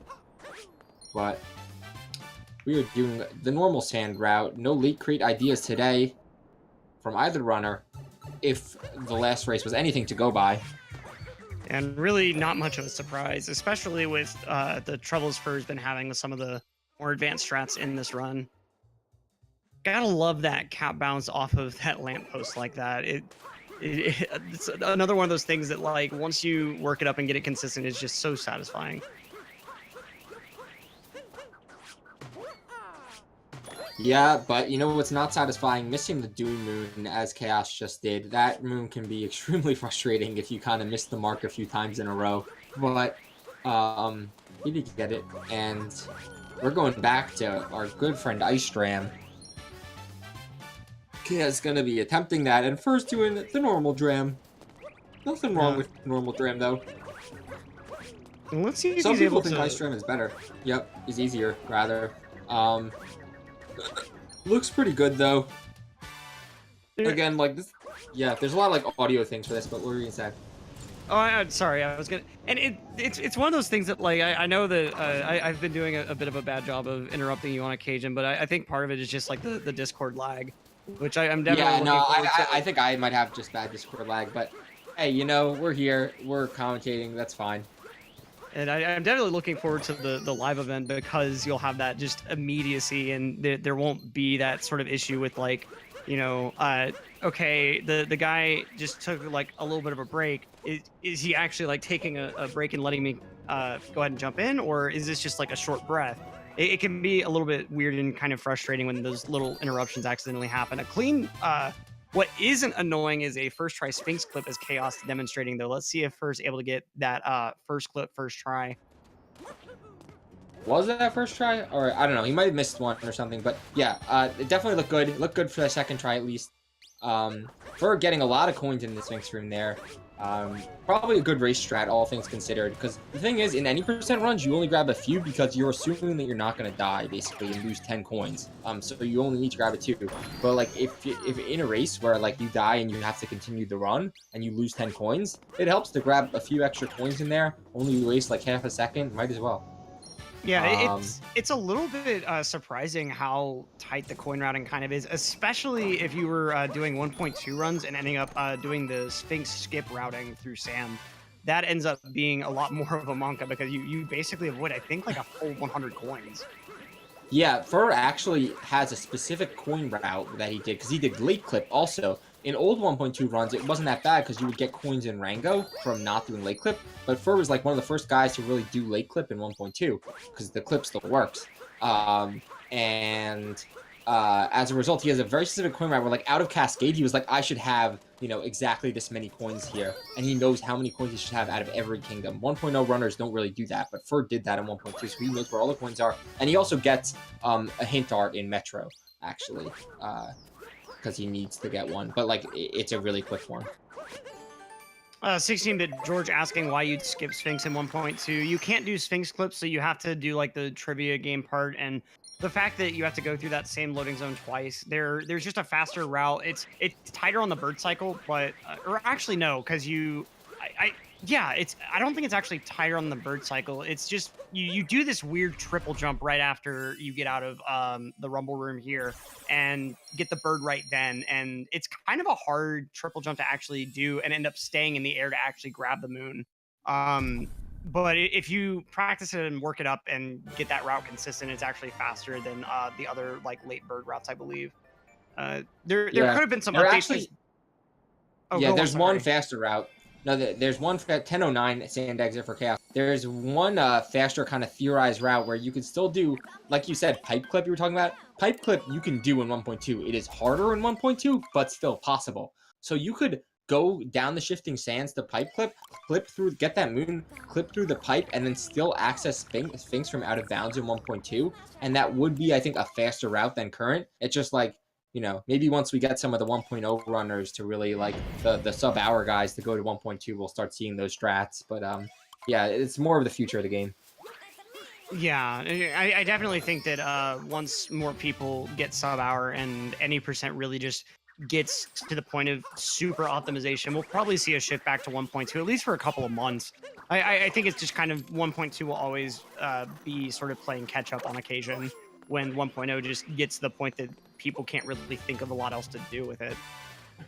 Hey, you know, well, here on GSA, we embrace controversy. There's a controversial rule, basically, category in this game called no patch skips. Chaos, by the way, getting elite clip just fine. Where the thing is, to downgrade and upgrade in new games and Switch games specifically is really a pain. It's very hard to do, to upgrade to 1.2 and then go back to 1.0, for example. So there is theorized where they might allow 1.0ers to compete in 1.2, still using 1.0, but just not doing any 1.2 exclusive tricks, basically. And I don't know. I'm sure you could learn a lot about the various discussions on whether that should be allowed or not. They're discussing it very hard in the SMO community, but if that happens, we might see some 1.0 runners you know, kind of enter the 1.2 scene, do a few runs without having to upgrade their switch. But for going for tree route, and of course doing wooded first, for juking us out as always, trying to make us think he's ahead. Maybe it's a mental game thing, you know? It could certainly be. Could also just be. Well, I don't know. Hmm. I was gonna say maybe he just wants to go ahead and get the shot moon out of the way, but there's really no big opportunity to die and lose coins in Lake, so I don't think that would be his motivation. Really, probably just kind of wanting to shake things up and falling. Oh, Is he able to get back? Okay, he's on that slope again in the out of bounds. That is such a monk when that happens because you could also just end up getting back onto the actual little platform that's out of bounds, but then go too far with Mario and end up clipping back inbounds where the tanks are on that wall. But Fur able to back that up really nicely. So ultimately not losing too much time to that out of bounds movement. And especially if Chaos does what he did in that last run, Fur will definitely be making out cleaner. yeah, for did have a little bit of shaky movement after, but he's okay. At least he got through that section just fine, better than what Chaos did. Interesting that he did that vault, by the way, instead of doing a long jump. That's another like one of these tiny things that Fur does that really you don't see a lot of other any percent runners do. But anyways, getting through the maze here, and Chaos will be starting wooded. Once again, even though Fur looks like he's ahead, he actually is basically a whole Lake Kingdom behind right now. First he'll have to do that whole kingdom, which takes about 3 minutes. So, you know, basically Fur with like a 3-minute handicap right now. But we're gonna see him. Fur We're gonna see accidentally them. throwing Cappy into the piranha, it looked like, and I think almost he leaving might do Cappy that. there before. Yeah, no, he might do that on purpose. But you're right that it is weird that he does that with doing tree route. Yeah, I definitely don't think it was on purpose because he almost ran away from it before realizing what he needed Cappy. Yeah, I guess you are right. The piranha does kind of tend to suck up Cappy. Yeah, I guess maybe he didn't do it on purpose. He just did the same thing as the last race, I guess. Sometimes, like, the movement is the same. You'll see people make the same mistakes over and over in 2 separate races. We're going to see Chaos go for true route as well here. Yeah, it's certainly interesting that you mentioned that because it can be really risky to make a mistake and then like consciously be thinking about it and trying to correct. Because the best way to fix a mistake is to go ahead and drop back into practice and just mess around, see where your timing got messed up. But you don't have that opportunity, especially when you just go right into the second race like this. Yeah, you're not going to really have a chance to practice. I mean, some runners, I don't know, do take like a little bit of a 5-minute break, but with these guys, we're just like, one and done. You go, rather, you're not 2 and done, I guess, but, you're finishing one race and you're right into the next with no time to practice in between. Which I guess, it's all equal, so as long as they're both doing the same thing, it's fine, but that is their decision to make. And I guess it's sort of like if you can identify exactly what went wrong, like Chaos here, not messing up on that out of bounds movement this time. He's if he gets this long jump, he's finishing this out really cleanly, especially compared to that last one. And it's good not having to deal with that climb whatsoever. I was hesitant on saying this during that last race, but it looks like he's so unfamiliar with that climb movement that I probably could have done it faster, and that's saying a lot.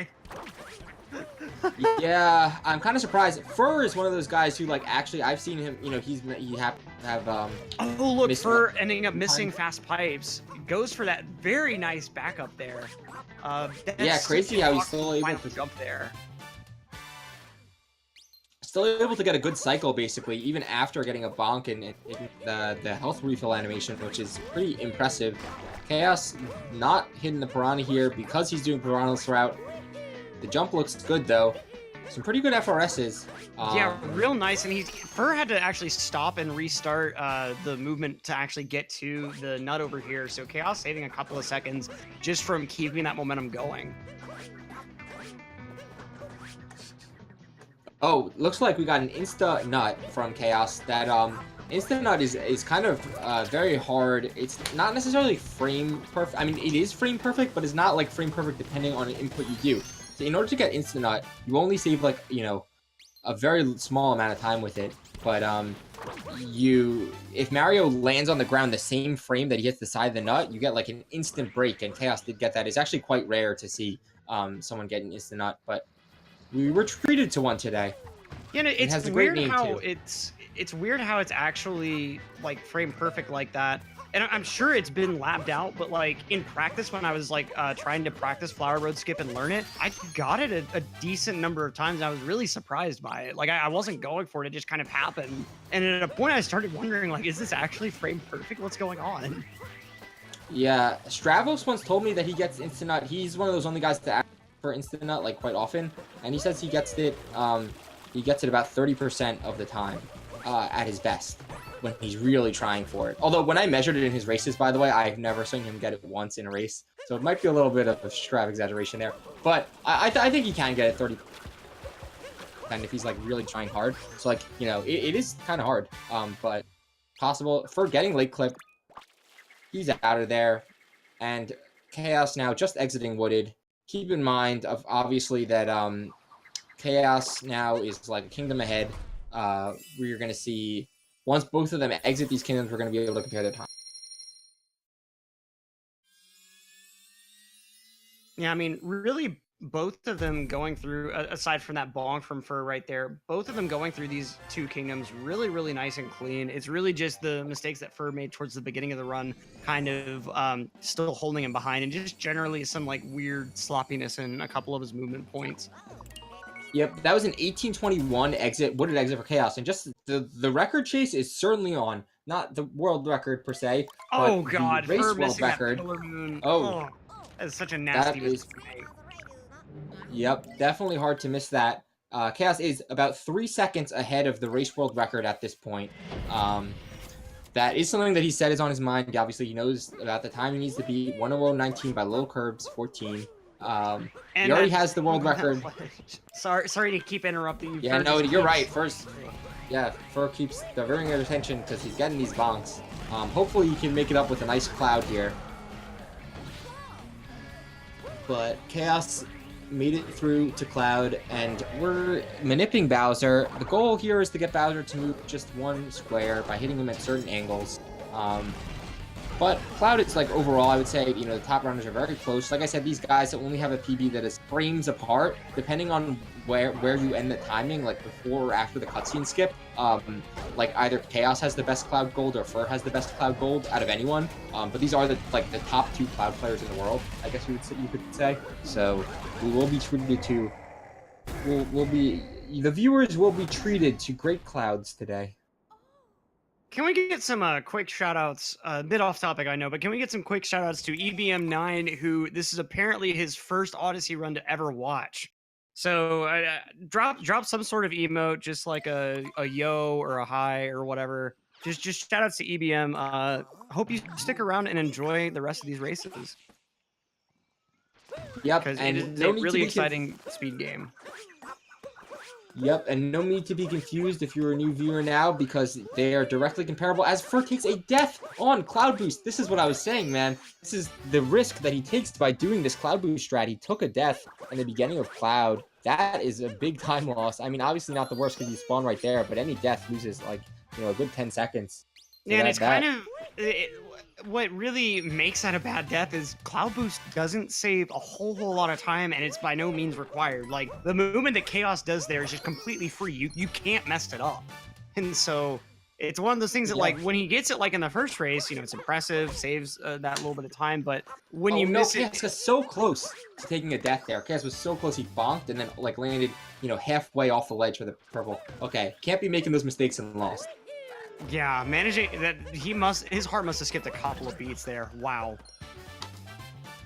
And I really envy how he's able to hit that moon without even looking at that opening there. Sometimes Mario just does not want to encounter that moon's hitbox for me, even when I'm looking right at that alcove. Gotta be very careful in Lost, because we do have this purple, I don't know if you would call it lava, the toxic waste, perhaps, the results of the I don't know. I'm sure Electric has some really The great results lore of story. advanced fracking performed by the Mushroom Oil Company at Peach's behest. They tried telling her that the ground would start to fracture. We're seeing just like effectively a small iceberg that has trailed off of what was once a very thriving kingdom that has now been lost just to all of the excesses of the oil industry here. And I'm sure that Thank what, you. what we're seeing with this purple goop is a combination of like fracking fluid, some natural like water from the water table, maybe even just for good measure, just some actual poison that they're just dropping in there for I don't even know why they just are. Back to the black and white commentary. We've got Chaos. It has a 3-second lead, by the way, on the race world record right now, coming out of loss. That was a pretty good exit for him. Having that, or rather, no, 3 seconds behind, I think, because he got a 22:11. Is that right? I think that's 11, in which case he would be 3 seconds behind, but still very doable at this point. Oh yeah, But I do definitely, like that especially theory. if this metro goes really solid. Yeah. Metro is one of those like longest kingdoms. Chaos did used to have that Metro day, at least for day Metro. He had the IL world record at one point. But we are getting up here, doing these kind of tricky jumps. You don't see people fail them that often, but if you fail it, it's brutal. As Fur finishes up lost, let's see if he can get this and do possibly an up throw dive out of here. Is he going to attempt that? He does attempt it, and he gets it. Very impressive. Chaos missed that in the last race, by the way. He went for that strat, and he missed it. It's very hard. Most people don't go for it. But Fur showed that he can do what Chaos can't. Yeah, a series of just really quick inputs involving motion controls. It's such a Monka strat for sure. Yeah, and you need to have perfect position too on the moon, because you can't just do an up throw dive anywhere. You need to have it so like, you know, that basically the cabbie doesn't go as far up as normal because he's under the bridge at a certain spot. So it's like very dependent on all those things. As we're getting up here, Chaos is not going to do the first chest jump. He's going to do the normal jump, but it's still quite difficult.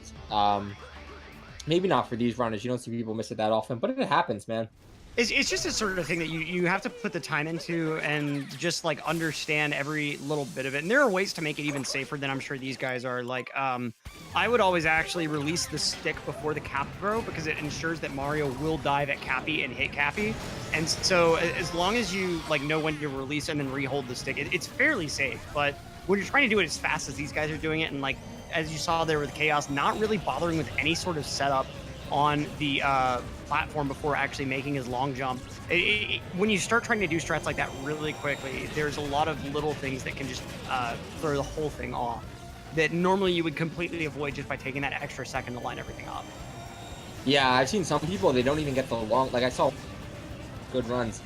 He didn't get the long jump out, and he got a double for some reason, and but he like still managed to get it even with a double jump and not a long jump because he did a homing cap throw, which like kind of suspends you in the air for a little bit longer. And it's like a motion control thing. So I don't know, there's a lot of like on the fly kind of routing you can do for stuff like that that makes it interesting. I didn't even know that was really possible. For taking that bonk there, he's able to survive, but that messes up pretty well the whole cycle. Oh, he's able to still make it.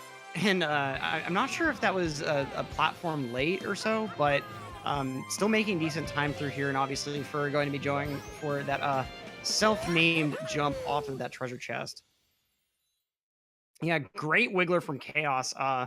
Let's see whenever Day Metro actually starts here. Yep, Chaos is very good at Day Metro. He's been going for that, I don't know, going for like a 418, I believe now is the second barrier they're going for. It used to be going for 420s, and that was like a great time. But now it's like you got to get a 418 or better. But he definitely is capable of achieving that. And it all comes down to, you know, you got to, just a lot of small movement things. You got to get all the spin throws right. You can't really take a death in Day Metro. It's basically impossible to take a death in Day Metro. But yeah, you don't have any sort of movement over like out of bounds. You don't really, there isn't a lot that can even cause damage to you, I don't think.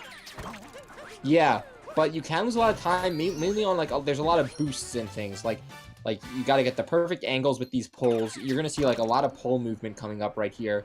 and it's just getting those boosts and like getting, you know, you could lose like a second or two just from not getting the right angle or boosts off of those. Yeah, like just the intro movement right there. Those first few moons you grab, most of them are like sort of trick moons in a way. Like obviously scooter clip, and then you're having to throw Cappy towards that pole and do the homing shake just before you grab Oh the no, trash can't moon. forget. Oh, okay. Yeah, luckily we're able to save it, but that was so close there to getting a 3 cycle. Not too good of a wiggler, but everything is okay. For ending wiggler, we are out of there. Perhaps getting a call, but it's okay because Chaos now is calling the band members in. How about that? We got one more. One more band member to go here for Chaos. We don't get them all. We only get the fast ones. Apologies for that. I'm sure the mic. Oh, it's fine. For some reason, I just got a phone call about a horse sale. I don't understand. I'm not even gonna try to read into that at all. Hey, you know, her horses are fast. Yeah, horses are real fast. Certainly faster than running. Did I buy the horse sale? Yeah. Yeah. gotta go buy a horse. I wonder what the You get a good 80% on a price. horse record is. If anyone has ever completed a run on a horse. You play Zelda Breath of the Wild, you're gonna be seeing a lot of horses. True. But anyways, forgetting that scoop clip too. So Chaos now is gonna be going, after getting this moon, we're going up to Tippy Top Tower, and we're going to be doing, possibly, I think Chaos does do the spin pound shred on the top. Normally he does that. It is kind of difficult. I don't know, doing spin pounds in this game, like, you really got to rotate the stick really fast, and then to not move while you're doing that, like, to just even do a spin pound slowly on that little ledge, it's very, very tough, but he does get it. Yeah, and it's really just one of those things that comes with practice. And when you first start implementing it, you actually end up losing time a lot because you're not doing them perfectly. But the more you practice them individually and try to get them as precisely and quickly as possible, and just the more you use them throughout your runs, the more proficient you become naturally. Yep, getting bullseye, buddy. As Fur. Now, we'll be getting musicians. It looks like Fur is a decent amount behind. We'll be able to tell that exact delta at the metro exit here. Yeah, which Chaos is really getting close to as he does this. 123 points. Just sick movement throughout those poles, man. It always looks like you're. Yeah, it always looks like you're not going to be able to grab that very last pole, but Mario's grab box just happens to be that much wider than it looks like. And Fur having issues actually getting and ground pounding on that Wiggler segment there, interestingly. And so let's see. What was the Curb's record exit time for Metro? 29:49. So he's going to be ahead of that right here. He's going to be getting a 29:48. 1 second ahead. This is tight here. Very tight. And of course, you know, you need to have a good late game regardless of what happens to get 1:00:19. But we are ahead. We are 1 second ahead of that race world record right now. The race is on, man. We're not going to have any troubles today. We're not going to have wooded. We're past wooded already. I mean, I don't know. I think we could do it. And that would be a great way for Chaos to end today, basically. I mean, obviously I prefer to go to 3, because, like, why not? But you never know what's going to happen, and love to see a race world record. Yeah, it just doesn't seem to be the best day for whatever reason. And so I think just being able to go ahead and take that time that normally would have been spent on a third run to just go ahead and put that extra practice time in and really like clear his head of these races today is probably what's going to benefit him the most going into tomorrow. Yeah, kind of refresh your mind, but you still gotta, like, the thing is, even if you're a lot behind, I feel like it's still good to stay in it, because you're kind of like, at this point, you're kind of like just chilling with like a solid pace and then waiting, because you never know, you know, Chaos might miss Snowdram a bunch of times or whatever, and then you find yourself in the lead, and it doesn't matter what pace you have if you're in the lead, you know, the lead's the lead. So yeah, I would say exactly. And when you're at the point that Fur is at, you don't have to deal with nerves really at all. And so You can certainly just what he should really be doing is just trying to play as solid as possible, not necessarily going for the super high risk stuff that'll maybe save a few seconds here and there, but just trying to play as consistently as possible in the Ooh, hopes that losing. Chaos. Yeah.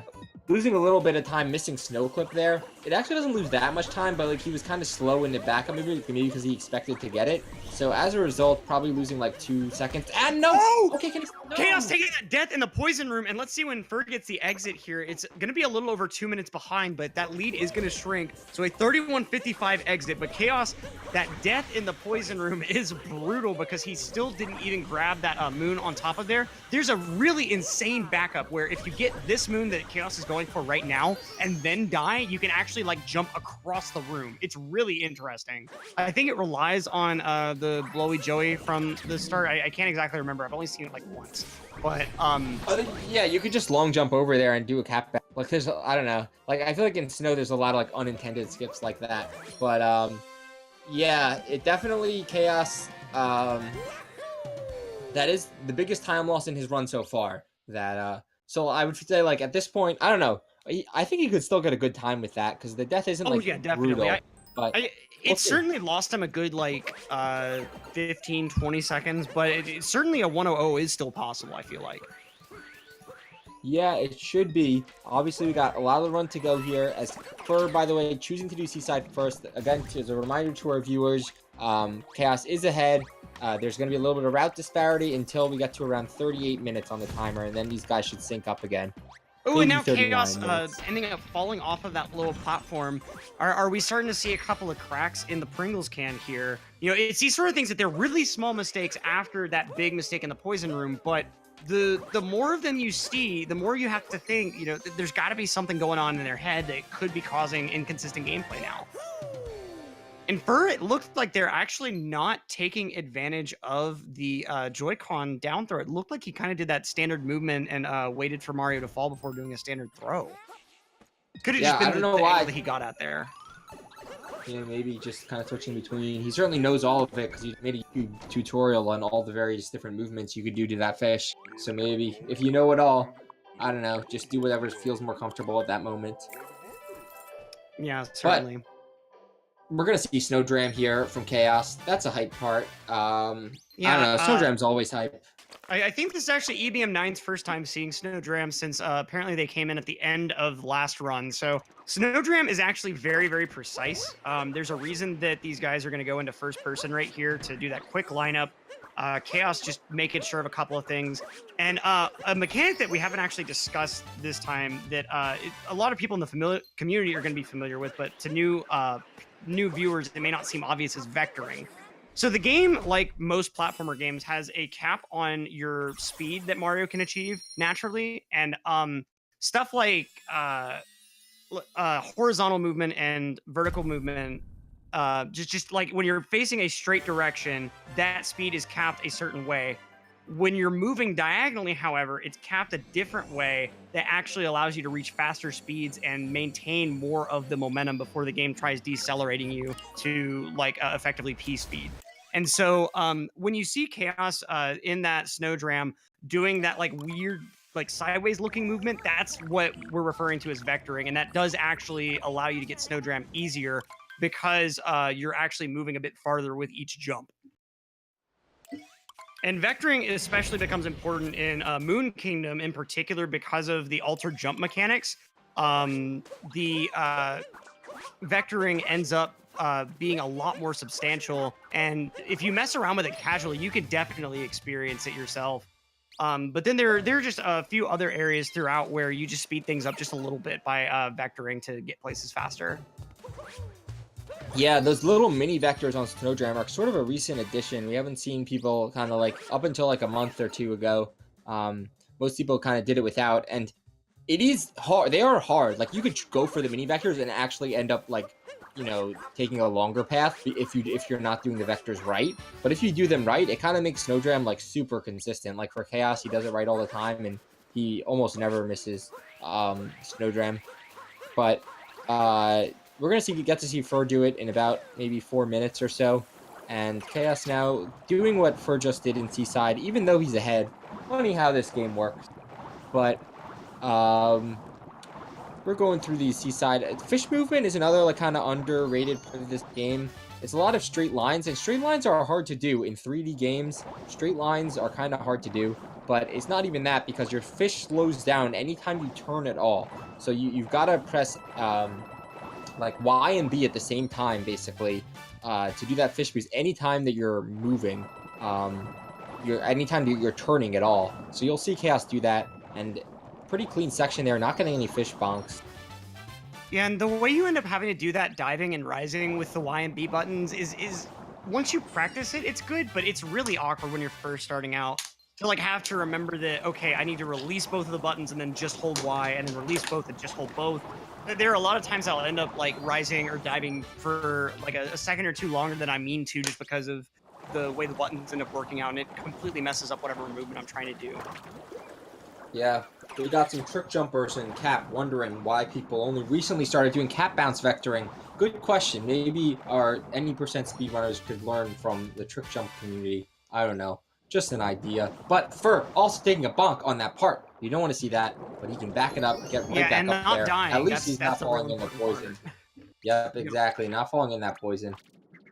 And Chaos choosing to play that out of bound movement risky again.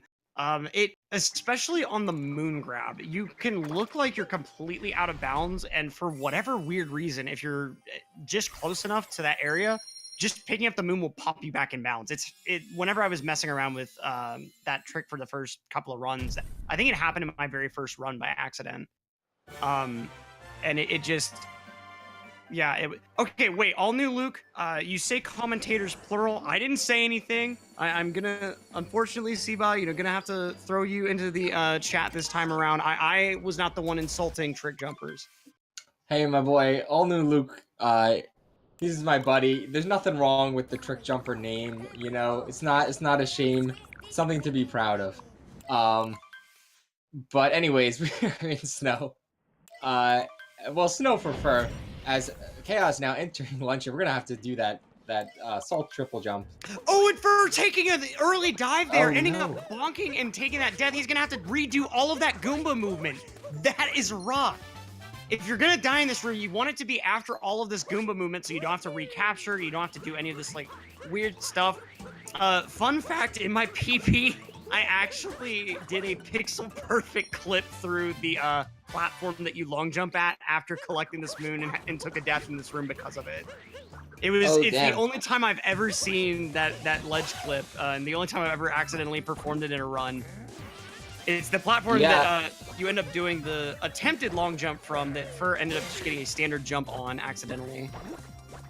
Apparently, and he had some trouble with it the second time, but apparently you can even ledge, or there's a theorized ledge clip, at least the Limkey was talking about, where maybe you could ledge clip even without doing the Goombas at all. You could kind of ledge clip into that moon area, grab that moon, and then just kind of yeet out of there.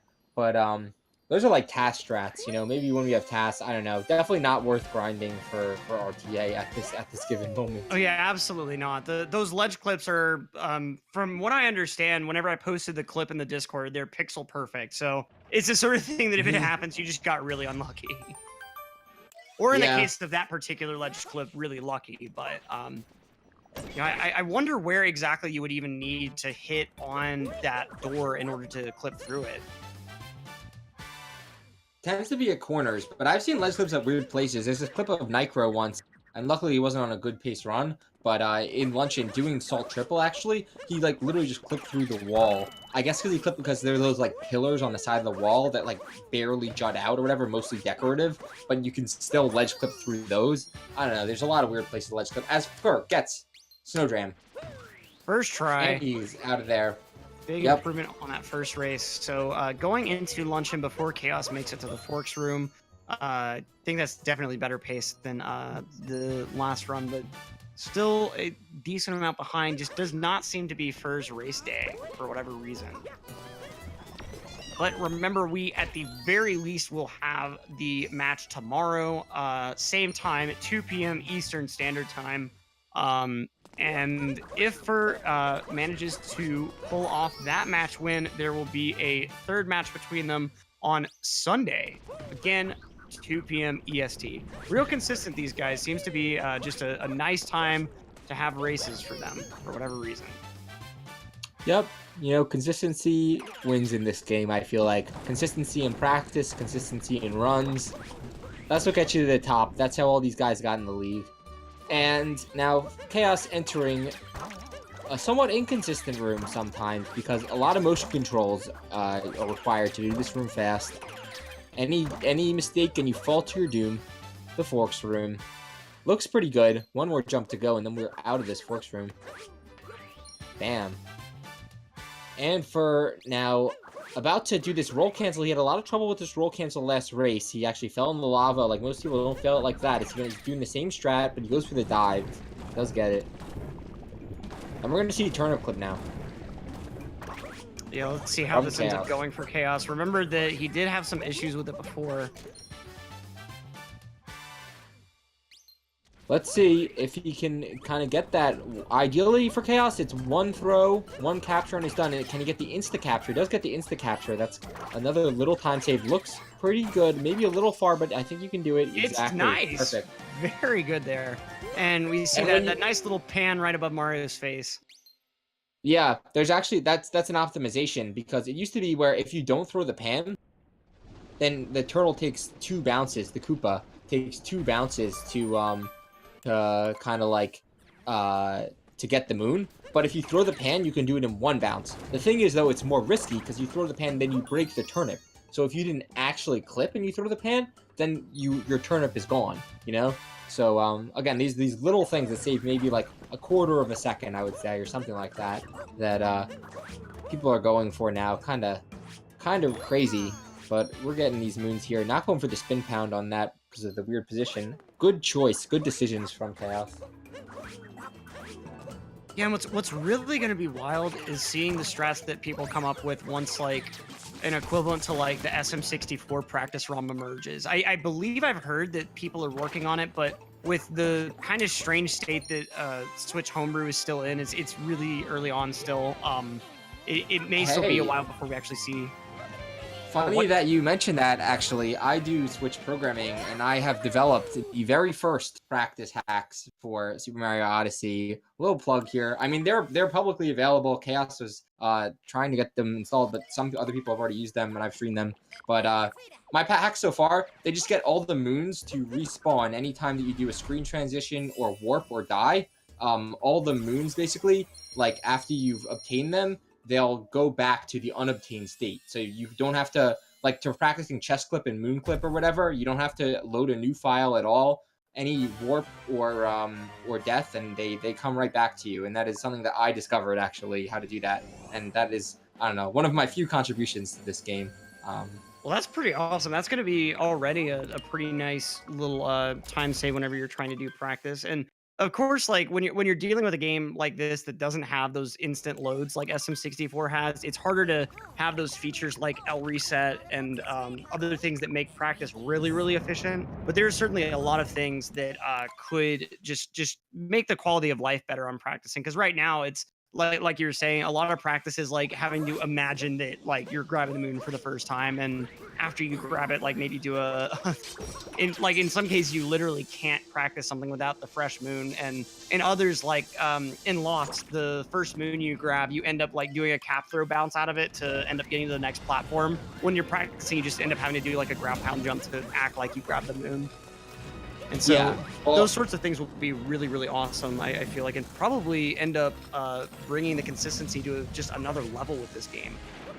Yeah, my hope is, I don't know, I'm trying to work, I mean, currently it is installable, and some people, like, you know, with 101s or whatever have used it, but I hope that eventually kind of we streamline the process and make it easier for people, more accessible for people to do.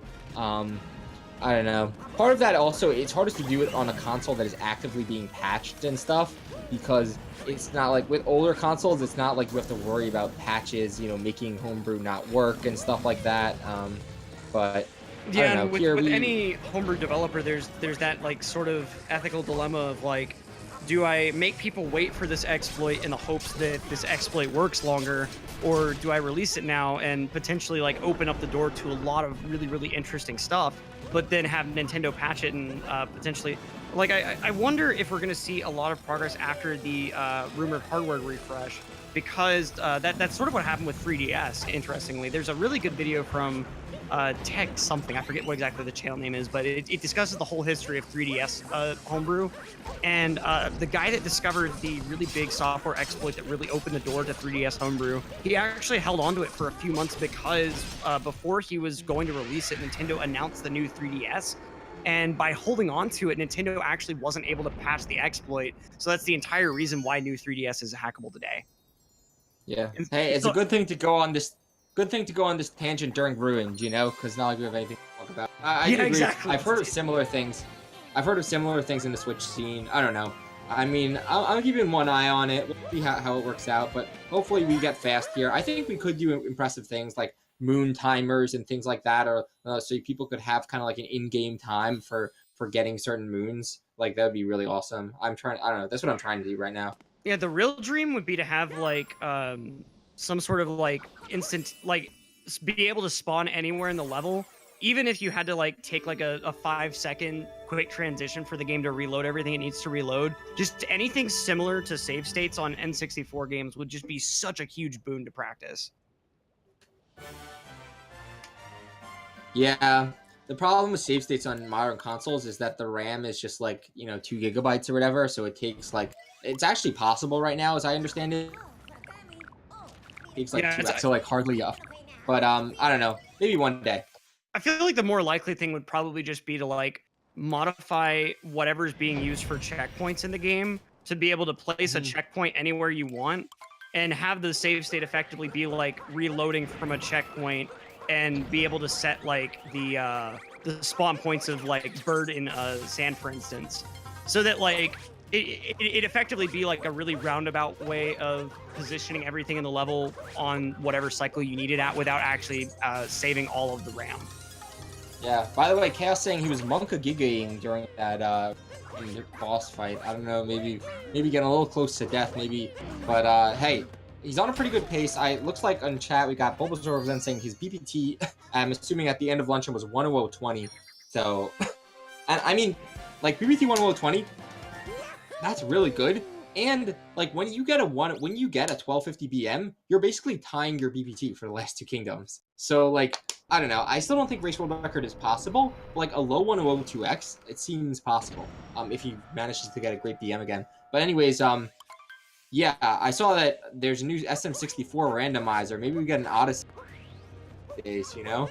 I don't know what kind of crazy stuff they'll come up with, but like sure Tonka 2% is really, really cool and all, but an actual like homebrew-based randomizer would be really, really cool. And you know, Bulbasaur, Nintendo may not exactly like homebrewing, but it is perfectly legal. And you know, obviously the debate on how much a consumer should be able to modify hardware is not exactly the debate for a racing stream, but I don't feel like there's any sort of issue just talking about, especially the potential for the scene. Because it really, homebrew has opened up a lot for speedrunning. Because like, for instance, with Ocarina of Time and the practice ROM being available on Wii for VC has led to just all sorts of really cool stuff that before wouldn't have exactly been possible to practice. Like a great example, just real quick, is like Axel Larson. He learned the hundo route in like a month, I think, basically because of GZ being able to really, really quickly move to different things and practice them. And I think he was able to learn like a quarter of the route per week. Whereas people that learned hundo before the practice ROM, they would literally have to have like 3 or 4 cartridges to be able to have the save files at different points in the run. And so it's really wild how much more efficient practice has become just because of these tools. Wow, yeah. I mean, at least now they're on VC, so like you can kind of, it's all digital, virtual. Hopefully you don't need as many cartridges. But yeah, definitely, there's a lot of interesting things you can do. As Chaos, by the way, GSAT, GSAT, GSAT. I see some micro dabs in the chat. Very, very good. But we're doing that topper first. Yeah, Topper first gang all the way. There's no reason to go with Harriet first. Ooh, that nice little synchronized screen wipe. Unfortunately for Chaos, it was going into the Harriet fight. For Fur, it was going into Bowser's period.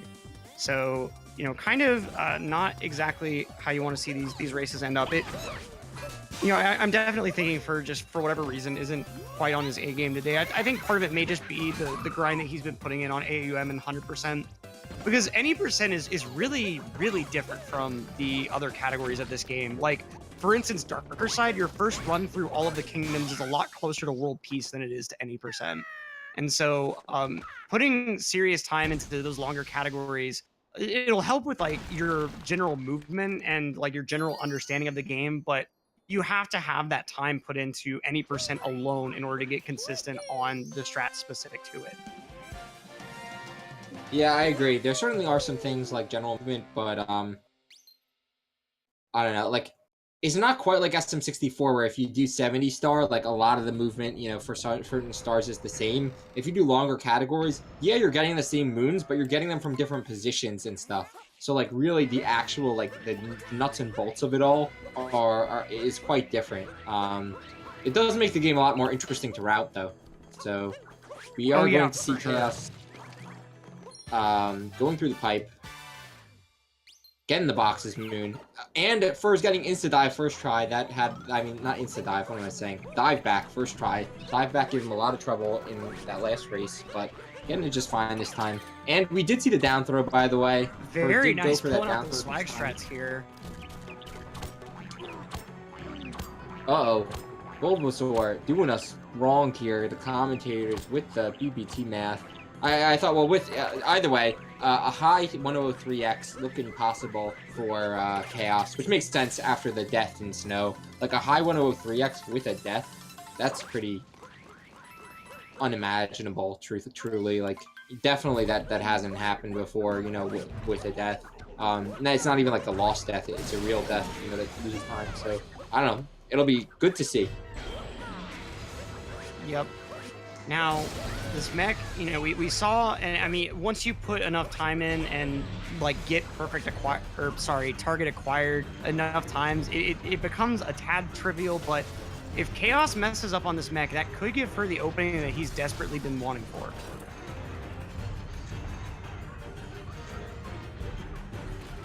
Yeah, let's hope that he gets this target acquired, though, because, I don't know, we wish well to all of our racers. Get your sunglasses emotes out right here. Tim Cool if you have it.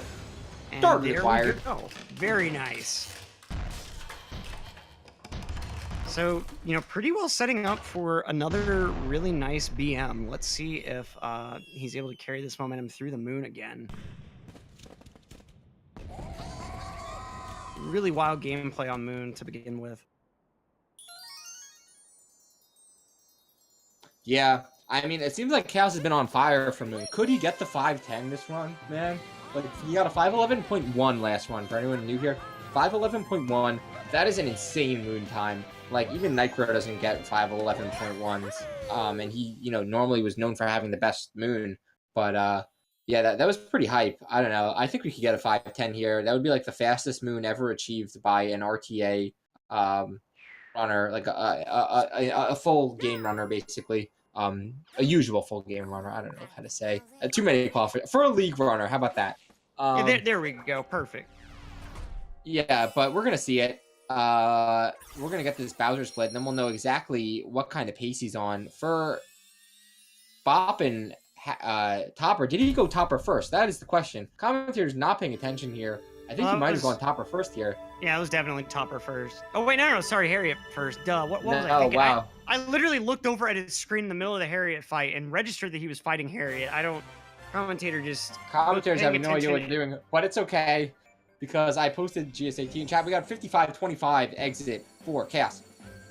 Let's think about that for a moment. Slow math for the commentators here today. It looks like you can get a 55-25. You can get a 100-35 with a 510 moon, which isn't even that unrealistic, man. Maybe 100-36, I would say. Like 100-30. Any 100-3x time would be good for Chaos coming out of this moon. 2 + 2 is 4. Quick maths. Yes. So I would say, I don't know, that would be pretty incredible. And like, if you consider that mistake basically lost him, 20 seconds, that death, 15 seconds at least. I don't know, Yeah, like you otherwise subtract. this would have been race world record, I feel like. I agree. I think it definitely was race pro record pace Kind of if not for that. unfortunate, but pulling off a really, really nice start to this moon with those. Remember me saying earlier about the vectoring being really important on the moon? That's why he's like turning sideways right there, is to preserve that momentum as best as possible. And that's how he's able to get all the way to the Sphinx with a rocket flower still. If you don't do the vectoring properly or at all, then you end up losing that other rocket flower before you even turn the corner. Yeah, it almost is kind of awkward to have that rocket flower, sometimes you have it for so long that you kind of have to like, maneuver your way up the Sphinx and you're going so fast. But like, that's a good problem to have in this game. You want to be going too fast. Oh, Um, definitely. we were bopping Topper just as, Bulbasaur posting this great ode to Topper in chat and for just blasting him out of the mech at the same moment. Yep, I mean, But, according to what Bulbasaur is saying, definitely Topper first is objectively superior, I feel like. I agree. We're out here dabbing. So, anyways, Chaos there's a little manip actually on this boss, which arguably doesn't save time. People always used to say, no, it doesn't save time. Chaos goes for it every time, and he's convinced that it does. He thinks it saves 0.3 seconds. You'd think that we would know, because, like, we have timers and stuff in this game. But, like, I don't know. I'd say the jury's still out on this one. But normally Chaos does go for these little manips that somehow causes Bowser to, like, jump a little bit less far or something. But we'll see. Anyways, we are in this escape right after this, and only going to take a few seconds. I would say Chaos kind of coasting to victory here. No major mistakes, and he's solid. Even if he messes, he can mess Moonskip up a few times, and he'd be okay. But I don't know. Always stay on your toes. And plus, you're trying to get a 103x here. Yeah, and that's definitely. I'm sure we're going to be seeing those standard, somewhat Monka strats on that escape sequence, but I don't feel like we're going to be seeing anything substantial enough to cause Fur to be able to take the lead back. Oscillating Ocelots, it is Little Curbs that holds the race world record with a 1:00:19. Yep, Curbs has held it 3 times in a row now. He first had the race world record with a 1:00:27, I think, or maybe 1:00:26. 1:00:27. Then he brought it down to 1:00:24, and then he finally brought it down to 1:00:19. Really, in terms of like top end race performance, Curbs has like shown that he's been able to get the top 3 kind of race times over and over. I think Chaos also got a 1:02x, but in a race. But it'll be interesting to see because Chaos obviously is like one of those guys. He's hoping to win the whole league. He's the world record holder after all. Chaos, Nitro, and Curbs, it'll be so awesome, and it's so great that, thank God, none of them are facing each other, so we have the chance to see them all at pace if they all win their playoff matches. Yeah, that's definitely a huge thing. And I mean, all of the guys that are in the top 8 are at such a level that it's kind of unfortunate that any of them are unable to go to pace just due to, obviously, the way the league works. But those 3 in particular, it's really, really nice that they were able to be seeded the way that they were, so that we're for certain, or hopefully for certain, going to be able to see just probably, arguably, the 3 of the top 4 runners be able to duke it out. Yep, we're going to see 4 out of the top 4 runners, because everyone who qualifies will be a top runner in my eyes. I really do feel like everyone in the league... No. Yeah, I understand what you're saying. Is he in the league? Yeah. Unfortunately, the reason why he didn't have a capture card at the time that the league was set up, I think that we should have, I don't know, I think that maybe we could have reached out to him and said, like, when are you getting a capture card? But he didn't, at the time that the league was setting up, he didn't have capture cards invited. Fortunately, he will be definitely one of those contenders for, I hope that we can get him in for next season's league. I'm going to be working on that. But, yeah, huge fan of Rui here. But anyways, Chaos finishing up. Wow, this is a great moon here. 1:00:36. Nice. Jesus. That was another great moon time. What does that moon come out to for him? Commentators can't do math here, but okay, so he got into moon on 55. Did we say it was 40? No, it wasn't 45. 55:25, right? So this is another 5:11. Jesus, man. And let's see, I believe Chaos saying something about it in the chat. Yeah, another 511 Moon. And we'll see if we can get either or both of these guys in for a quick little interview. That was pretty good redemption, I would say, for Chaos. And I think Fur will beat his old time, too. I think Fur also is on pace to beat his time from last race. So, big improvements for both runners. But, yeah, especially Chaos, I would say, like, definitely getting redemption for getting that high 100, 1X, 101, rather, in the last, high 101 in the last race. Thank you for Pyranosaurus Rex. I didn't even know we have alerts for this. He bought GSA merch? Where can I buy GSA merch? What? This is a thing? Yeah, if you type !merch in that chat, you can see the official Streamlabs little section where you can go ahead and pick up that Pace 2019 merch. Well, thanks for buying merch, man. Thanks for letting me know. I'm gonna keep an eye on this. I don't know. Once I get enough money, but definitely chat. Take a look at that while Fur's finishing up escape section here. Yeah, shout outs to the Speed Towel as well. Probably the single best piece of merch on that store.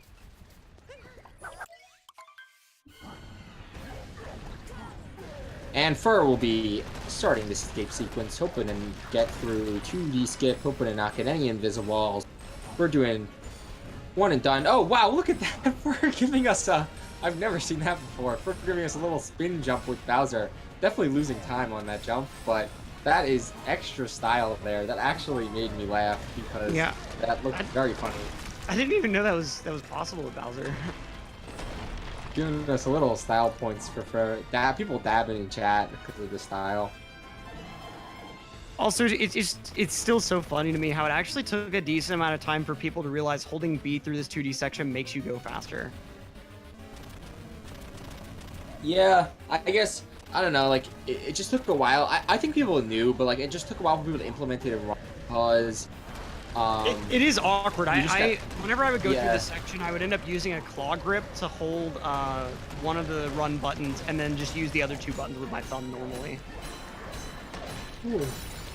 Looks like, did we see XD skip? Someone's posting XD in chat, and I feel like they wouldn't post XD if we didn't do XD skip. I know First sometimes does it, but he doesn't usually. I don't know. I'll assume he didn't. But anyways, we're getting these pillars here.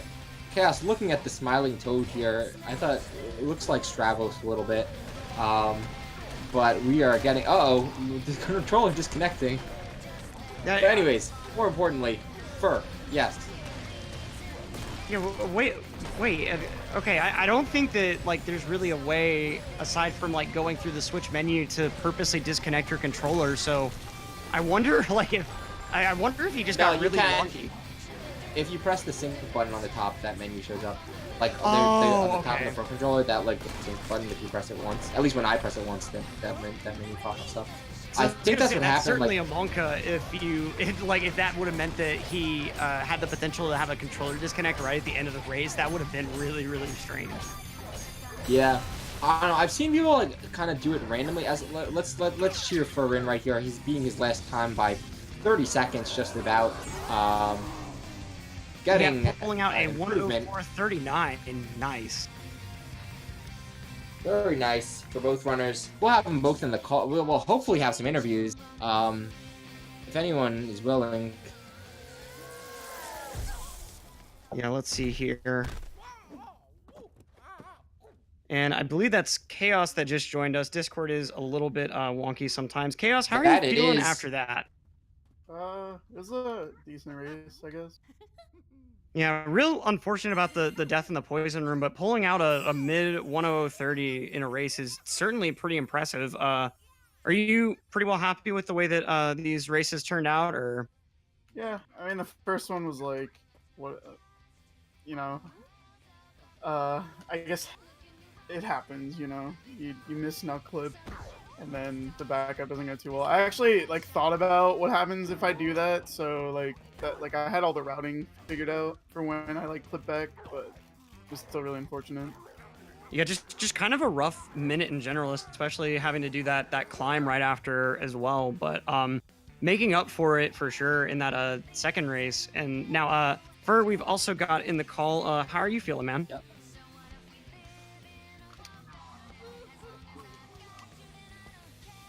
maybe Fur will. I don't know. We don't hear Fur right now, but hopefully he can get on just a second. But, Yeah, it could just be some little minor mic issue. Definitely want to be sure to ask kind of what that motivation was for going for wooded first and seaside first in both races.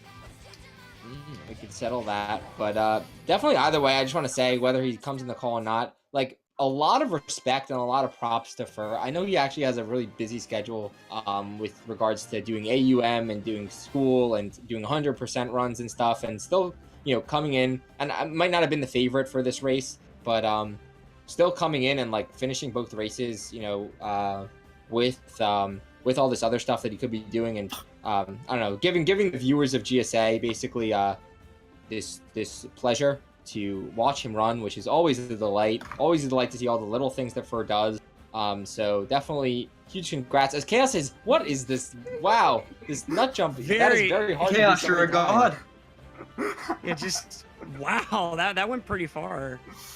I forget. Is there an is a invisible god. preventing you from actually getting to the painting island? Actually, no. So funny thing about that Inviswall, I don't know. I hope we have time for this right now. But basically, if you are at the mushroom painting and then you try to get to the mushroom mainland, there's an Inviswall. But if you start at the mainland and go to the painting, then there's no Inviswall. So you can nut jump up there and then jump back, and then there's no Inviswall. Just a little funny thing about this game. Yeah, so it is possible to do that. Not wet. No. Now, Chaos, I definitely wanted to ask, what was going through your head in that first race with that just wild BM? Oh yeah, I don't know. I just like golded everything pretty much. And especially double 511s on Moon, like man, that was just insane. Yeah, Bunnies is like really. I think it was a 412.3, and then I made a 3-second mistake in on that, which kind of sucked. And then I got another 511. So I don't know. It was pretty nuts. Yeah, just Yep. Super good late games. Also, I hear that maybe Fur's mic might be working now. Is Hi. Fur hey, what's up, Hello. Fur? I don't know if you heard what we were saying before, but major props to basically coming out here and competing for these 2 races. Definitely put on a show for the viewers, and a show it was, because always like so many great parts of your runs to watch, a lot of great strategies and stuff, and it really made it worth it. And hey, you still got, you know, one more set to go, but I just want to say thanks for putting on a show for us today. What do you think of your runs? I could have definitely done better, but I haven't been playing any percent enough, so... And I mean, even if I was, Chaos literally beat my PB this run, so... It would take quite a lot to be able to cause any sort of upset here. Yeah, I mean, you have had a race time faster though than Chaos's first run today, so maybe. That is true. Hey, at least you know you like it. Oh wow, Chaos actually making. Oh my God, that's so close. Okay, we're focusing on Chaos, not jump. I needed one more. Yeah. Dang. This is it for a lot of people it takes a long time to be able to build up that nut jump consistency. But anyways, thank you to Fur, and of course you got that 30-second improvement from one run to the next. So who knows? But good luck on your AUMs and 100%. Hopefully you can go for that sub 8 soon. I don't know, lower sub 11, whatever you decide to do. But yeah, we had a party today, man. I don't know. And luckily, I guess we're good on time, right? Because we have an extra hour reserved here. Maybe we should just watch Chaos go for nut jumps for 1 hour. Now, while we've got Fur here in this interview call, I definitely want to ask, what's your motivation for going for that wooded first and seaside first in both races? That is just so I don't get confused when I'm doing AUM and any percent. Oh, I see. wow. You have to go to those kingdoms first in AUM, so I'm just trying to not confuse myself and going to them first in both categories. Very smart funny. play there. You know, we were kind of thinking for a moment that it may have just been sort of a mental game thing. Maybe just wanted to make our lives a bit harder by being unable to tell who was in a lead for a little while. But that's certainly a really, really great reason. Yeah, I'm gonna be honest. I thought it was just a meme. Not that there's anything wrong with that, of course.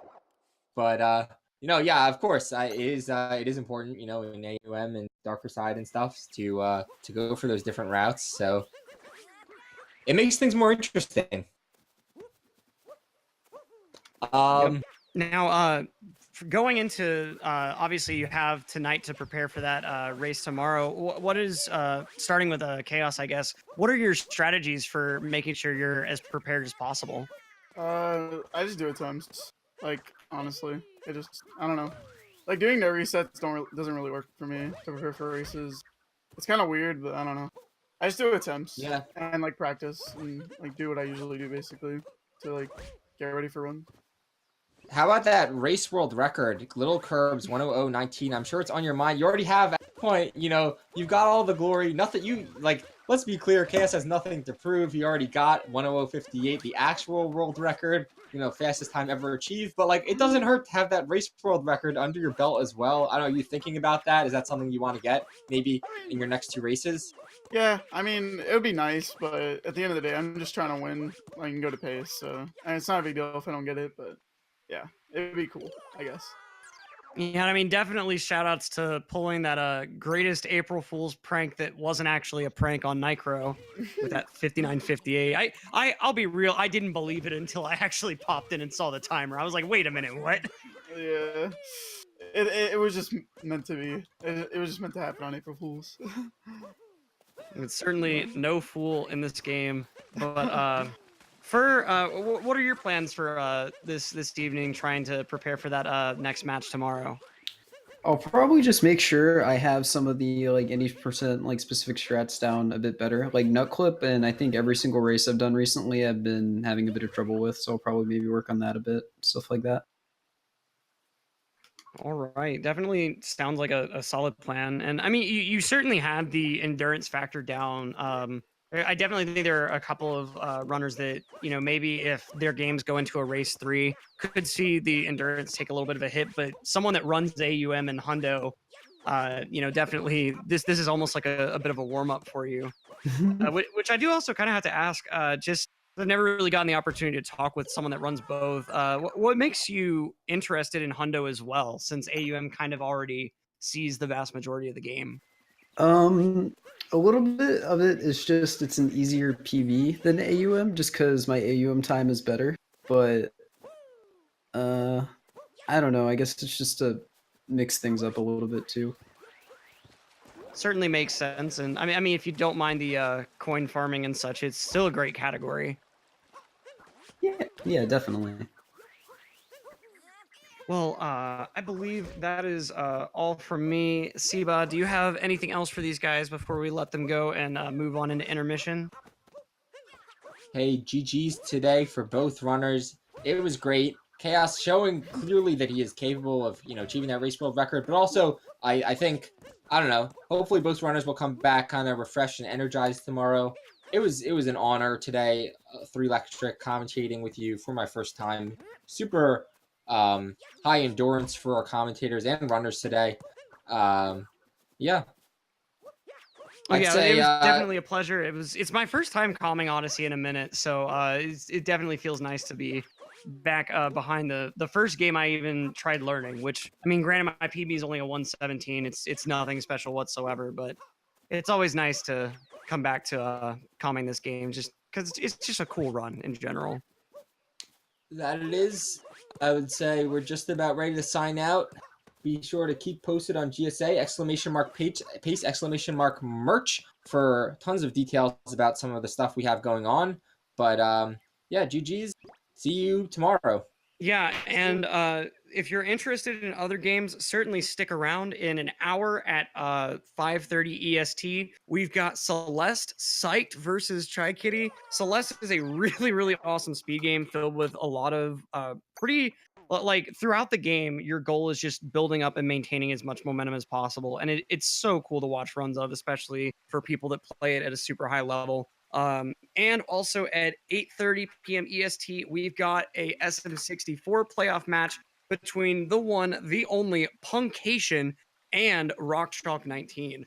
So definitely stick around for both of those races. And if you can't, thank you so much for stopping by GSA today. We hope to see you all tomorrow for that next match of Chaospringle versus Fur. With that, one last time, I am Electric. Siba, it's been a pleasure calming with you. Likewise. And we hope y'all stick around. Peace.